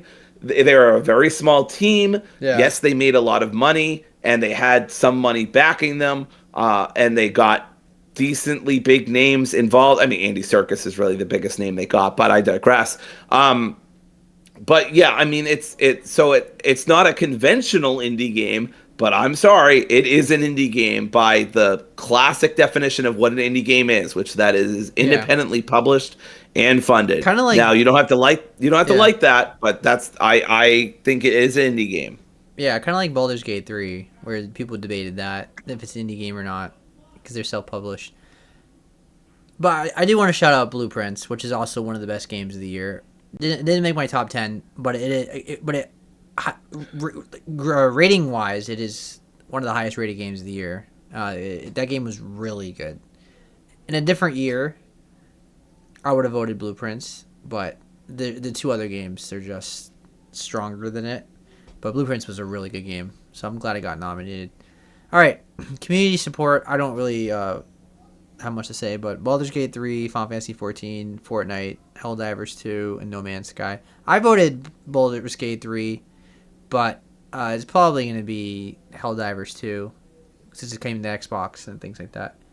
But what do you think? I follow Larian on Twitter and on Facebook, and they are still doing hot fixes. They are still doing updates. I think they did their last massive update this year. It's wild. I'll give it. I personally would give it to Baldur's Gate 3, and I think that's what they could do. But I think you're absolutely right. They could also give it to Helldivers. This is one thing. In agreeing with you, this is another category. I feel like they nominate the same 3 games or 4 games. It really every is. single Yeah, time. I mean, what's the point of this? It's kind of very similar. Yeah, I don't know. At this point. All right. Best adaptation. This was very controversial. People were pissed about this one. It says Minecraft movie, Devil May Cry, Splinter Cell, Death Watch, The Last of Us Season 2, and Until Dawn. First of all, what the hell are we doing putting Until Dawn in this list? That movie was doo-doo butter. Yeah, I don't know what the fuck they're thinking. I have no real opinions here except that I don't know what the fuck Until Dawn is doing here. Yeah, this movie was horrible. It was nothing like the game either. Yeah, so it didn't even take inspiration. I don't know what the fuck they're doing there. And then Last of Us Season 2, I didn't like it personally. Dory likes it more than me by a lot. Yeah. I thought it was We actually never had the big discussion about this, but Yeah. Seb and I massively disagree about Season 2. Yeah. But I still don't care who wins this. I never care about this Yeah. topic. I don't give a shit. Minecraft movie was a cultural movie. People were throwing popcorn in the movie theater and going crazy. Devil May Cry was disappointment to me. The animation and everything was cool, and I enjoyed the action, but I didn't care for the story. This is not I didn't like the Dante really in it. I think they made their girl character too much of the focus. I just didn't care for it. And then Splinter Cell I didn't even watch. My problem is, where is Twisted Metal Season 2, which was by far the best adaptation? Didn't Arcane Season 2 come out this year as well? Wasn't Arcane Season 2 last year? I don't know. Last year. Oh, last year. Okay, never mind. Yeah, Twisted Metal Season 2 was... I still haven't seen that. I need to so watch it. Good. It's genuinely good. I thought the first season was great. Yeah, it's genuinely good. And and of course, my new forever AEW Men's World Champion Samoa Joseph just won last night, looking like a total fucking boss, caked full of Yeah. blood. And he's oh, what the hell's the clown's Seb film? What's the hell's that guy's name? I can't remember. The guy he plays, or he's the body, and then BoJack Horseman's uh voice actor is the voice. Sweet Tooth. But anyway, Sweet Tooth, yeah, thank you. He plays Sweet Tooth. Well, he's at least the body. So anyway, that's really cool. And then no. Yeah, I mean, this wasn't a great year. Honestly, to me, this wasn't a great year for video game adaptations. Like, I would pick The Last of Us Season 2, which I know Seb would disagree with. But, like, I didn't... No way I would ever pick Minecraft. I didn't watch Devil May Cry. I would never watch Until Dawn. I don't know. It's like... there's just not a lot of good picks here, honestly. For like, Yeah. oh, did Sonic 3 came out this year, right? No, Sonic 3 came out in December, but it's still that makes it you can nominate it for this award. Yeah, so get rid of Until Dawn and put in Sonic 3. What are we doing here? Well, that's what I didn't understand because that was where people got pissed because people were like, because Sonic has a huge fan base and like, where's Sonic 3? Why did we put Until Dawn over Sonic 3? Yeah, very weird. I don't even watch those movies, and I thought that was strange. Exactly. But anyway, that was terrible. But I think The Last of Us is gonna win. But I would vote. I wouldn't even vote for this. yeah. I think I voted Minecraft movie only because it was like a big hit. I really don't give a shit. All right, we skipped best BR game. I didn't even know what to vote for because only one I played was Midnight Walk. So I guess that's my pick. Best strategy game. I didn't play any of these. I know the Alters. I would have voted the Alters. I know it was a big game, I guess, but I didn't. I can't say. Well, Final Fantasy Tactics, I suppose, right? But it's kind of a remaster. I mean, it's a remaster, so what did I vote for? I think I voted for Final Fantasy Tactics only because that's the only one I played. I think the Altar's probably gonna win it though. Best sports game. What I wanted to win is Rematch, and what I think is gonna win is Rematch. But I could see Sonic Racing Cross Worlds winning that too. Rematch is a genuinely really good game. Genuinely really good game. I have no real thoughts on this. I think it would be very funny if Sonic defeated Mario, so that's what I'm rooting for, just for the chaos. Yeah, I don't think Mario Kart's gonna win. It was a good game, but it wasn't. No. It wasn't a great game. All right, best RPG. Now we're gonna start getting into like full conversations. This one is genuinely really hard for me. I got Avowed, Clear Obscure Expedition 33, Kingdom Come Deliverance 2, Monster Hunter Wilds, and The Outer Worlds 2. First of all, take out Monster Hunter Wild. There's RPG elements. I don't know if I'd call it RPG, personally. But whatever. Avowed, I thought it was a 7 out of 10 kind of game. I don't think it's as good as the other games in this category. You liked it more than I did. Right. But I still enjoyed it. Outer Worlds 2 in my top 10 in that little mishmash of like 8 other games. I got to pick and choose what I want. I thought it was like an 8 out of 10. Oh no, what did I say? I thought it was an 8.5 out of 10. I think 8.5. You said. I said a 9. Yeah, 8.5. So it is my top 10. But in comparison to the Expedition 33 and Kingdom Come Deliverance 2, which are like masterpieces of this year, those are the two. Now, with that all said, I voted Expedition 33, and I think it's gonna win. Because I really wanted to vote Kingdom Come Deliverance 2 because it's the only one that has a chance of winning, and that game is so underrated and how masterful it is.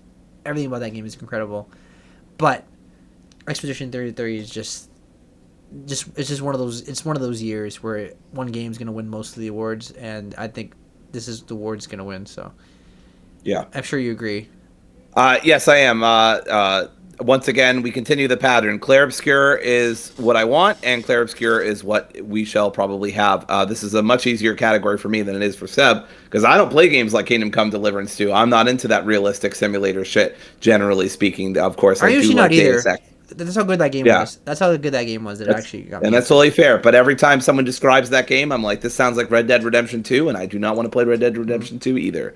Which I know is controversial, but I do not care. Yeah. Anyway, Claire Obscure should win, and it probably will win. Mm-hmm. All right, It's best. also a more Yeah. straight up, or I could be wrong about this set, but would you agree that it's more of a straight up RPG, or at least traditionally RPG, than Kingdom Come Deliverance, or maybe not, because I mean you do assume the role of a peasant and bring him, or maybe he's not a peasant, but like you start really low and then you get really, you know, I don't know. I don't fucking know much about the game. I just know that No, it does have. it's very RPG with a lot of stats Okay, and things like that. It's very okay, RPG. okay. Never mind then. See. I'm not familiar, so I don't Yeah, know. all of. I mean, I guess even Monster Hunter Wilds is technically an RPG. I just don't consider. I don't think of RPG when I think of Monster Hunter. Sure. I mean, that's fair. And I don't I either. guess it is technically. Sure. But the other, otherwise, I'm happy.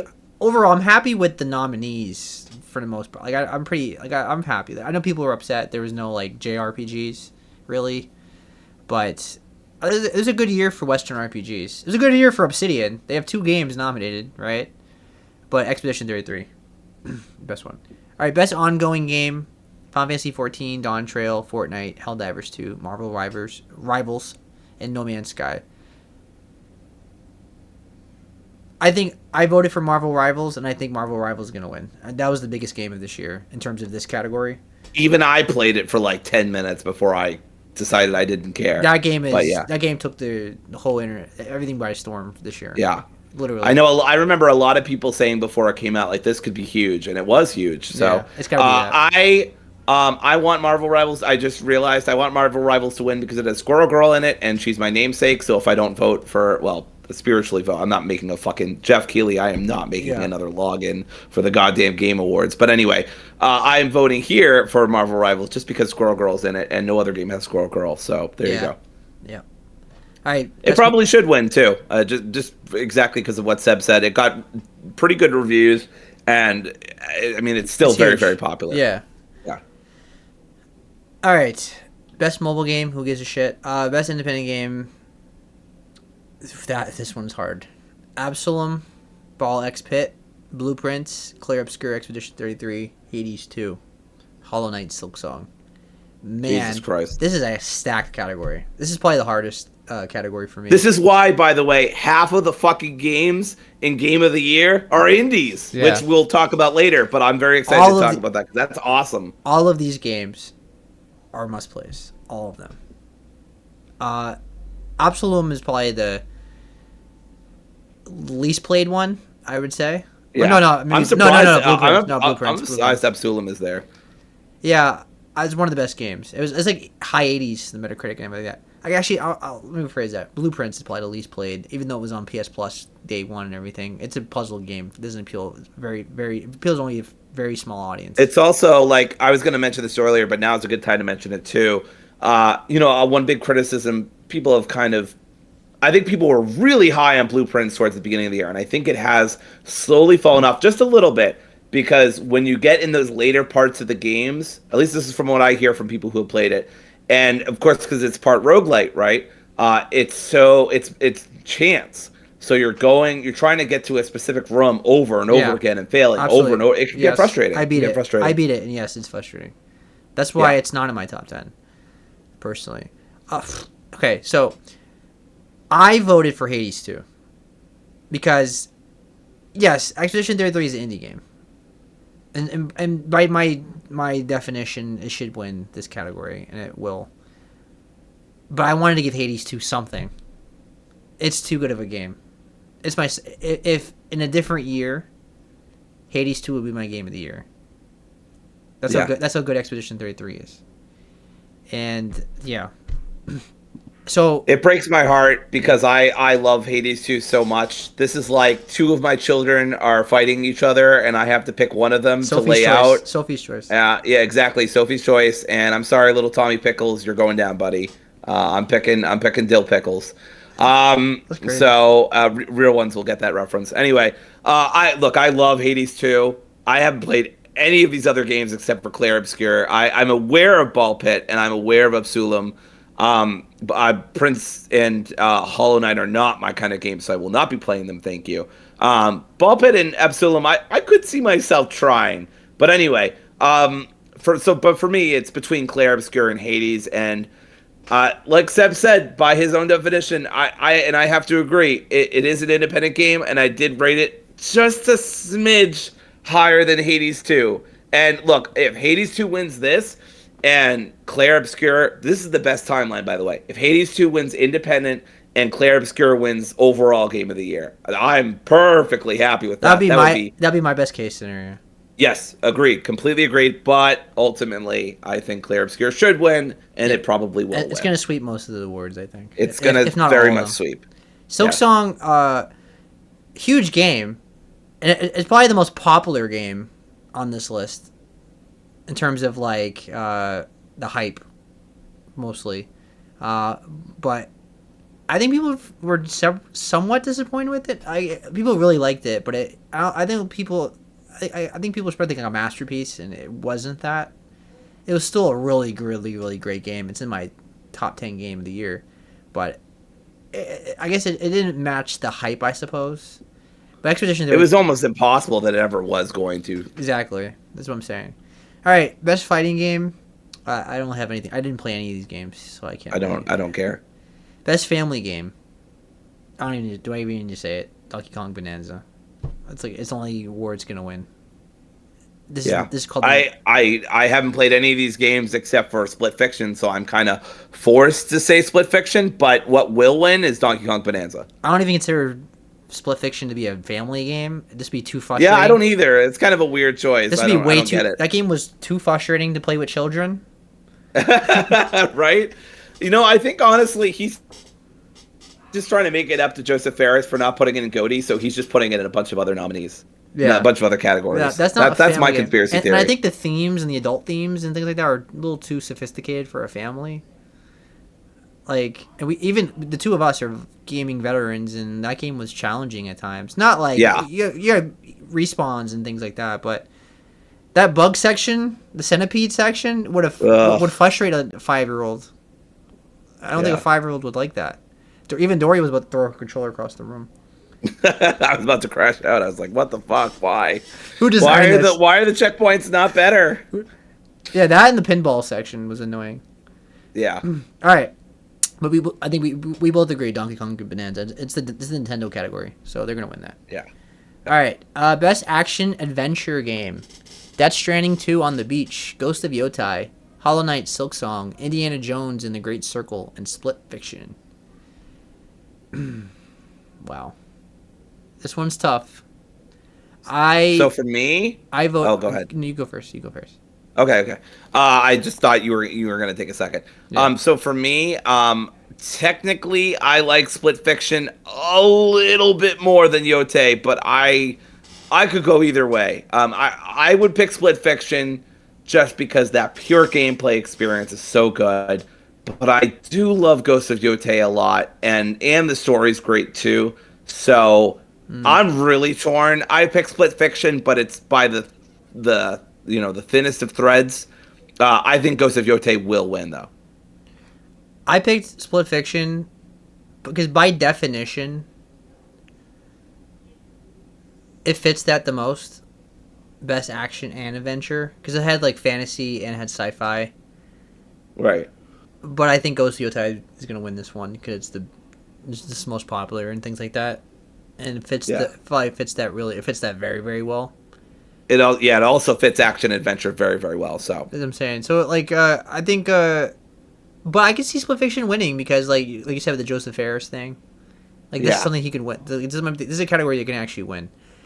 But Death Stranding 2 has a strong case in this category. I think Death Stranding 2 really is going to win something, right? Like let's play the politics for now. Death Stranding 2 is going to win something. I can see it winning this too. So this is like a toss-up between like 3 different games, honestly. Yeah. I don't think Indiana Jones has a chance of winning this one. No. Maybe a slight chance. I don't think Silk Song is going to get picked. I don't think people for this category. So It's a toss up. I really. I predict. I say Ghost of Yotai, but I could easily see it being Death Stranding 2. Actually, in fact, I think Death Stranding 2 is probably more likely than Split Fiction. Because Death Stranding 2 is going to win something. Kojima's his buddy, so Yeah. there's no way it doesn't win nothing. So it is what it is. All right, best action game: Battlefield 6, Doom: The Dark Ages, Hades 2, Ninja Gaiden 4, Shinobi: Art of Vengeance. This is a banger category. All 5 games are good. Battlefield 6, actually, people really dig. I didn't play it, but people really dig Battlefield 6. Doom: The Dark Ages, I didn't like it as much as the first 2 games, but I still really liked it. Hades 2, we already talked about how great that game is. Ninja Gaiden 4 was like an 8 out of 10 for me. Really good game. I think you were higher on it, but I still really liked it. And Shinobi Art of Vengeance is one of the best games of the year. You have to like action platformers, though. With all that said, the best action, pure action, is Hades 2, right? I think it's the best. Yeah. Pure action. What I think's gonna win? Oof. I don't. This one's. I could see it being Doom, because like the most mainstream one. I'm just gonna say Ninja Gaiden 4, but I don't feel strong about that. I feel like I could easily see it being Doom.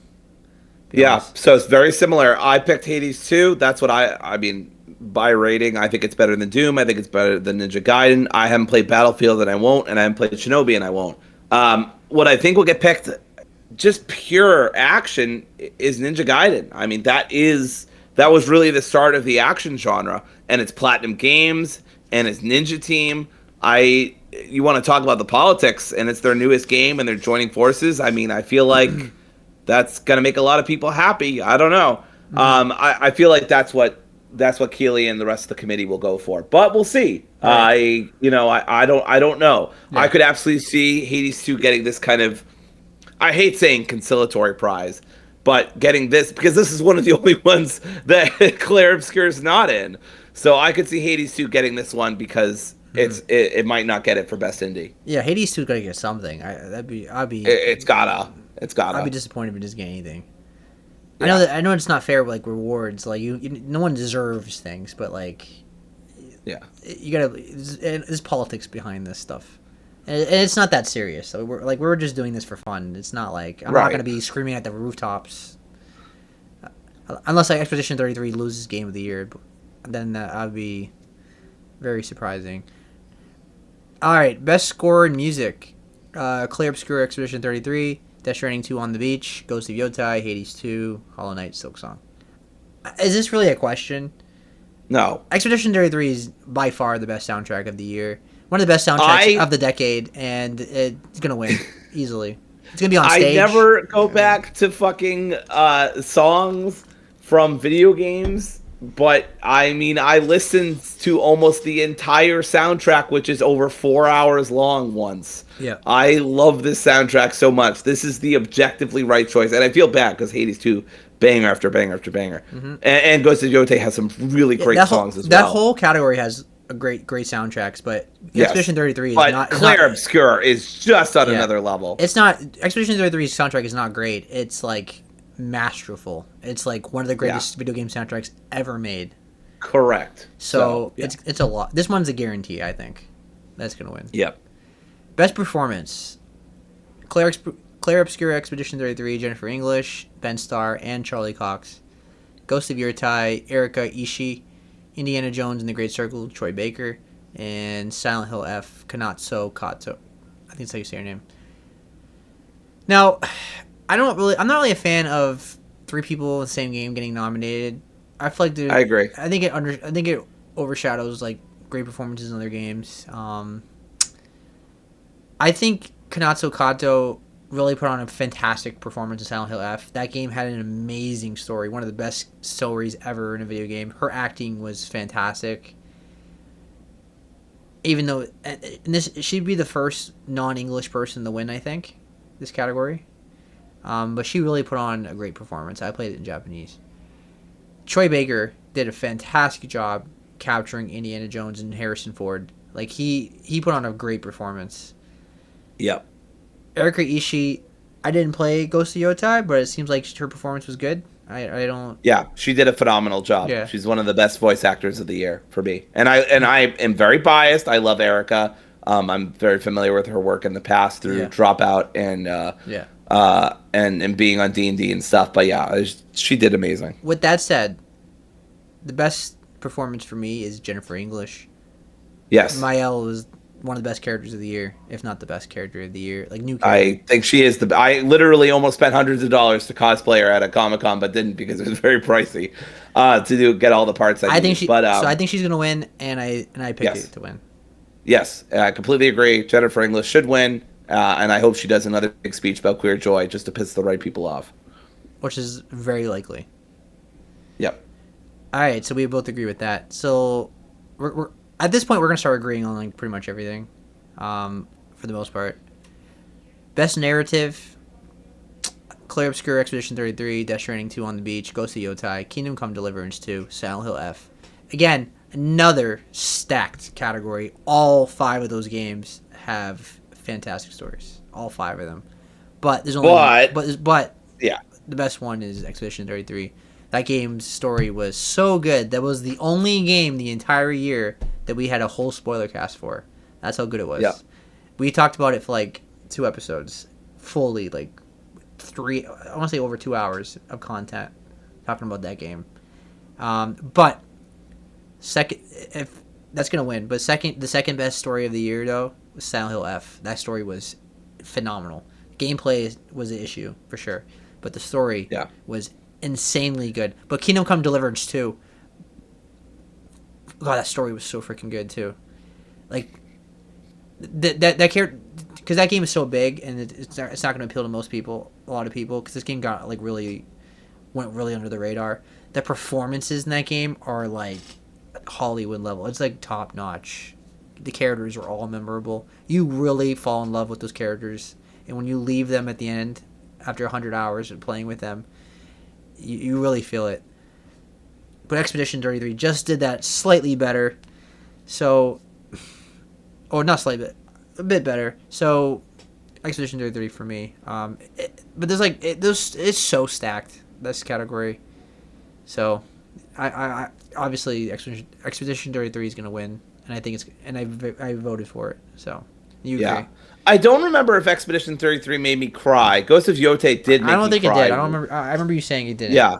It didn't. Yeah, but it's weird. It emotionally hit me overall more than Yote did. And although I think Yote's narrative is very strong, I feel like such a hypocrite saying this. Expedition 33 is much more narratively interesting, and I hate saying innovative because innovation isn't everything, but it does count. It does matter.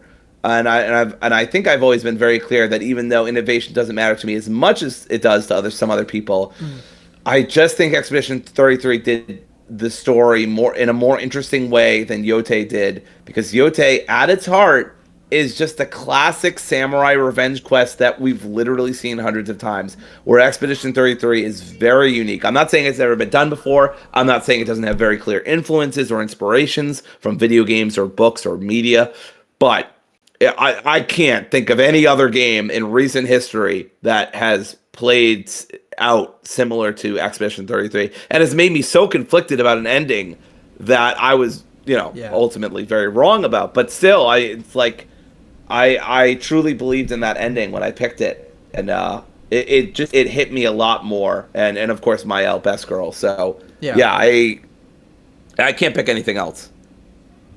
I would say Expedition 33 probably has the best story of this decade in video games so far, right? It's better than Baldur's Gate 3? I mean, Baldur's Gate 3, the main story. No, I don't mean like the choices. I would say right? Probably. It's so close. Is it better than Last of Us Part 2? Because didn't that come out in 2020? I would say it is better than the story of The Last of Us Part 2, which came out in 2020, because I have pacing issues with the pacing Sure. in The Last of Us. And Expedition 33 just doesn't have those pacing issues. Although I'm not as like critical of those issues as I think you would. Like they didn't bother me as much, even though Yeah. I can see where you're coming from. It's like, But yeah, it probably is the best of the decade now that you say it. Yeah, probably. so far anyway, yeah. I mean, we still got another So far. 5 years. Yeah. All right, let's move on. Best multiplayer: Arc Raiders, Battlefield 6, Elden Ring, Night Rain, Peak, and Split Fiction. I voted Split Fiction. Like, this is pure multiplayer, right? Like, you and I had a blast playing that game. It was so good. Yep. But with that said, I think Arc Raiders or Elden Ring, Night Rain is gonna win this. I probably Arc Raiders is where I'm leaning. Arc Raiders is just like a huge game right now. I know there's AI issues and people complain about that, but it's a giant game and people are bitching. I know Shroud was bitching that this game wasn't even nominated for Game of the Year. I can see Arc Raiders winning this because people vote because the journalists vote, right? I think they're gonna pick that, but I think Split Fiction is the best multiplayer game of the year, personally. Yeah, I completely agree with Seb. It should be Split Fiction. And I'm actually gonna throw a fucking toss ball out there. I love me some aggro crab. I think Peak has been a huge game for this year, and I would love to see Peak win. Is it going to? I think it could. But do I think it's super likely? But I really don't want Arc Raiders to win because of the aforementioned AI issue. If it wasn't for that, I wouldn't give a shit. Just to be clear, I have nothing against the genre or the people behind. I got a funny feeling that Night Rain or Split Fiction is going to win because I could see Arc Raiders getting passed on because it's the AI and Jeff's making a statement or something. But again, people vote on this stuff. Maybe the journalists are going to make a statement voting against it. I don't know. I know Eurogamer gave it a 2 out of 5 and people were pissed. And then they were like, yeah, well, don't fucking use AI. And the whole point of Arc Raiders, by the way, the whole point of the story, I read a little bit of the Eurogamer review. The whole point of Arc Raiders is that machines are taking over humanity. And then they use AI to replace. It's like, what are you doing? Yeah. Anyway, sorry, that's my little mini rant. But yeah, it should be clear. It should be Split Fiction. Split Fiction. I would love for it to be Peak, just because I love aggro crab. I love what they did with Another Crab's Treasure. Yeah. And I don't even really like Souls games generally, but that was such an accessible version of a Souls-like that I really enjoyed it. Plus, it's cute. And aggro crab also has a very good social media game. I love them a lot. And so I would love if they won for Peak. I didn't play Peak. I have no idea how good it is. I would love for it to win. So you could try it because my friend has it on Steam and we all have the same library, so you can try it. All right, best game direction: Expedition 33, Death Stranding 2, Ghost of Yotai, Hades 2, and Split Fiction. I voted Split Fiction. I think that game has the best direction because the creativity of that game was mind-blowing. That final level alone is best game direction for me. But that's true. You know, I never fucking know what game direction means, but now that you say that, I did originally pick Clear Obscure, but maybe you're right. Maybe Split Fiction will win. With that said, I don't know. I don't have a big opinion on this. Yeah, with that said, I think Expedition 33 is going to win this. Yeah, but I could easily see Split Fiction winning this because it's going to win some category somewhere, right? So yeah, I could easily see him win this one, but I think Expedition 33 is going to clean sweep almost all the awards. So yeah, but I would vote Split Fiction. Yeah, Guillermo and the team are gonna fucking get their legs worked at the Game Awards. They are gonna be come up and down those stairs so often. Yeah. All right, best audio design: Battlefield 6, Expedition 33, Death Stranding 2, Ghost of Yotai, Silent Hill F. I know people were very unhappy that Arc Raiders was not nominated for best audio design. I couldn't tell you.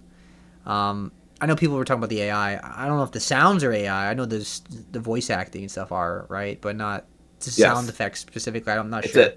Yeah. But with that said, Expedition 33 had the best audio design of the year, I think. That game, the sound was really good. So that's pretty much... Clear Obscure. Yeah. So let's move on to best art direction. Expedition 33, Death Stranding 2, Ghost of Yotai, Hades 2, Hollow Knight, Silk Song. I voted for Hades 2. I love that. I'm just in love with the Hades art style. Period. Right. Yeah. With that said, Expedition 33 is going to win this. I think I don't think that I could have gone either way. Yeah. I with Clair Obscur or Hades 2 here.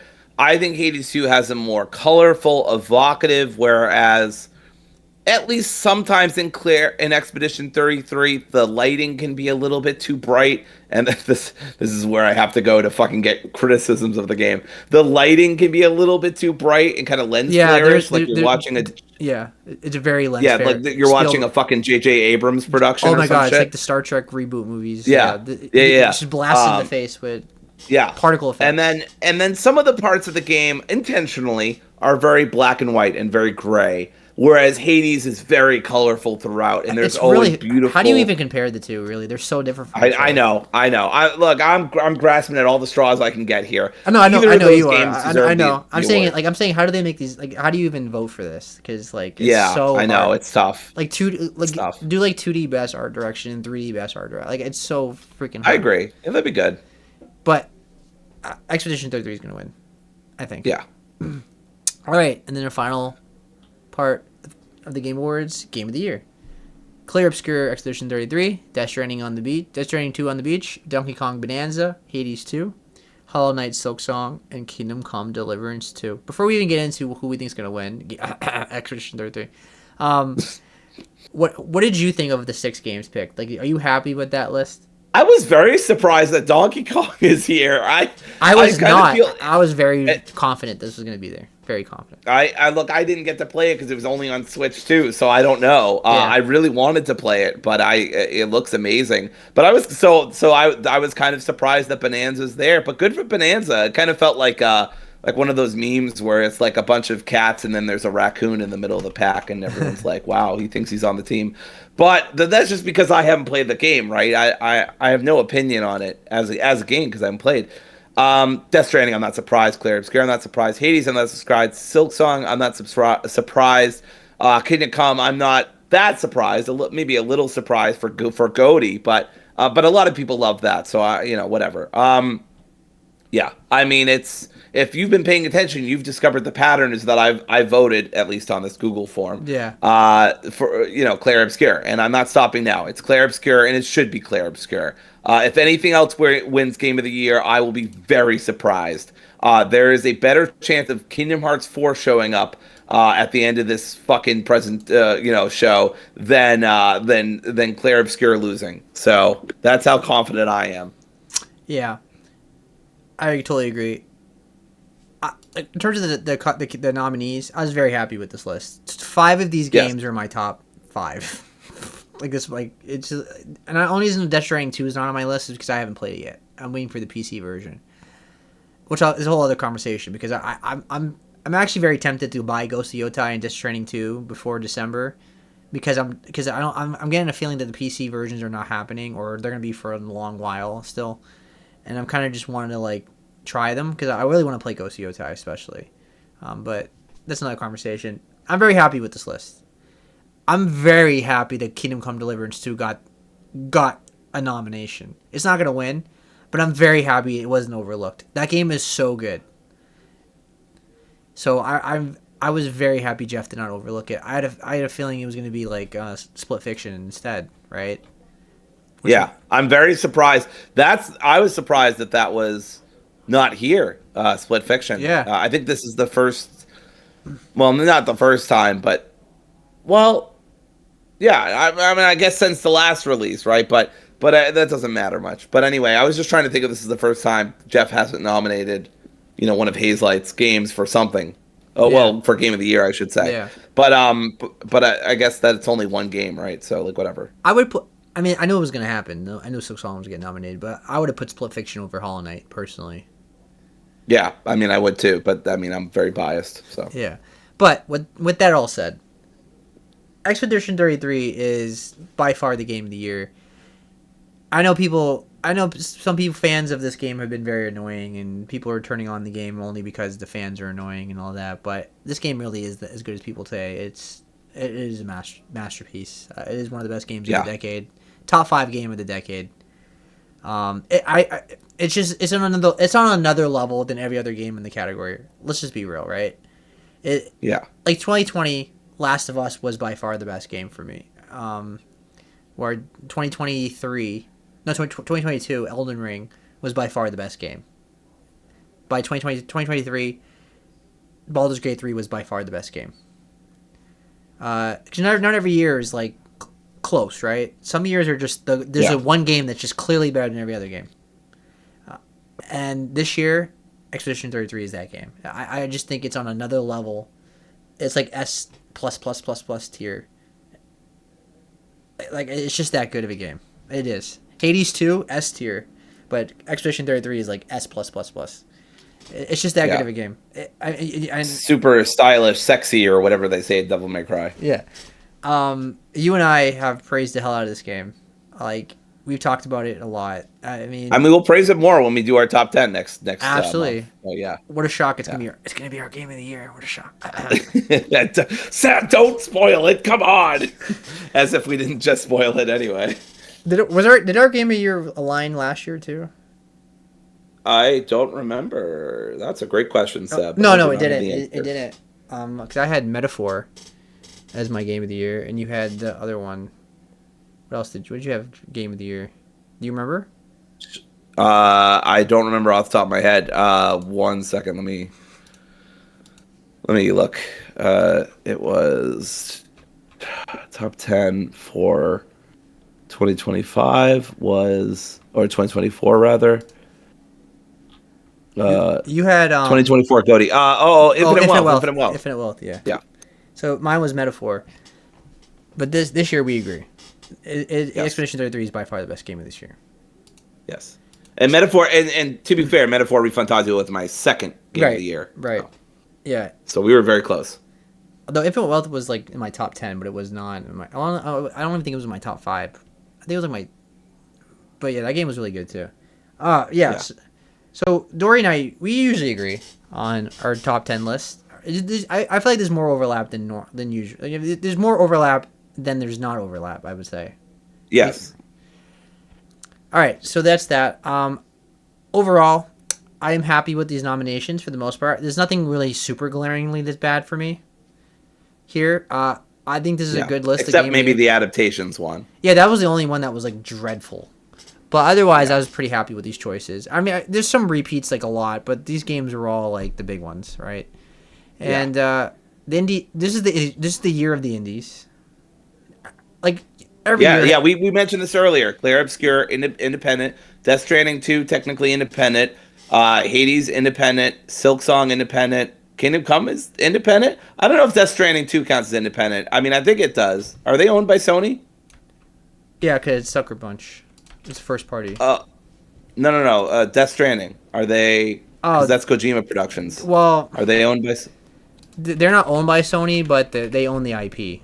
Sony does. Okay. So technically, it's Sony owns the IP. Okay. So I mean, I don't know. That's a gray area. Yeah, it's published by Sony. And then okay. So it's not really. I guess that's not really indie, but Kingdom Come Deliverance is published by Deep Silver, so I wouldn't consider that indie either. Yeah, I would consider Kingdom Come Deliverance an indie for sure. So that's you would? At no, least. I'm not sure I would though, because it's from Deep Silver. You know what I mean? What's Deep Silver? Deep Silver's a publisher. The Metro, Saints Row, Dead Island. Yeah, I've never heard of them. Okay, yeah, I see that. Metro, Saints Row, Dead Island, Kingdom Come Deliverance. Okay, I guess so. But even so, like worst case, right? Yeah. That's still Hollow Knight, which is a very small team. Claire Obscure and Hades, all very small indie teams. Yeah. So year of the indie. That's at least half the list, and that's only if you don't consider Death Stranding and Kingdom Come, which you can make arguments again. Because like we every year has amazing indies, but this is like one of the first years where like you have a lot of mainstream appeal, right, of these indie games. Yeah. Because like Ghost of Yotai didn't get nominated, right? They picked 2 indie games over Ghost of Yotai. So which I think is the right move, even though I didn't play it. But I think it makes sense to me. Hades 2 and Silk Song being there. Again, if I played Ghost of Yota, I'd probably have it ranked over Silk Song, I would guess. So, but whatever. All right. Anyway, that concludes our show. Next week, what even is next week? It is that's going to be on late November. So like late November, yeah, almost December. So we'll figure out what we're doing next. I think I'm definitely gonna talk about Kirby Air Riders, which came out, and then the week after, of course, is the Game Awards, and then the week after that is our top 10 list. So we only have 3 episodes left of the year, and then we'll take a break and we'll be back the first week or 2 of January. Yep. Is it crazy how fast this year flew by? Like I feel like this is one of the fastest years that I can think of. I remember it felt like it was dragging like in the first few months, but the summer felt like it went by really quick, and then the fall too. So yeah. Well, anyway, thanks for watching, everybody. Happy Thanksgiving. I hope you have a wonderful time with your family and friends, and enjoy those Black Friday sales as well. I've been shopping already. There's so many game sales right now, which I'll be doing after this. And peace. Take care, everybody. Bye, everybody.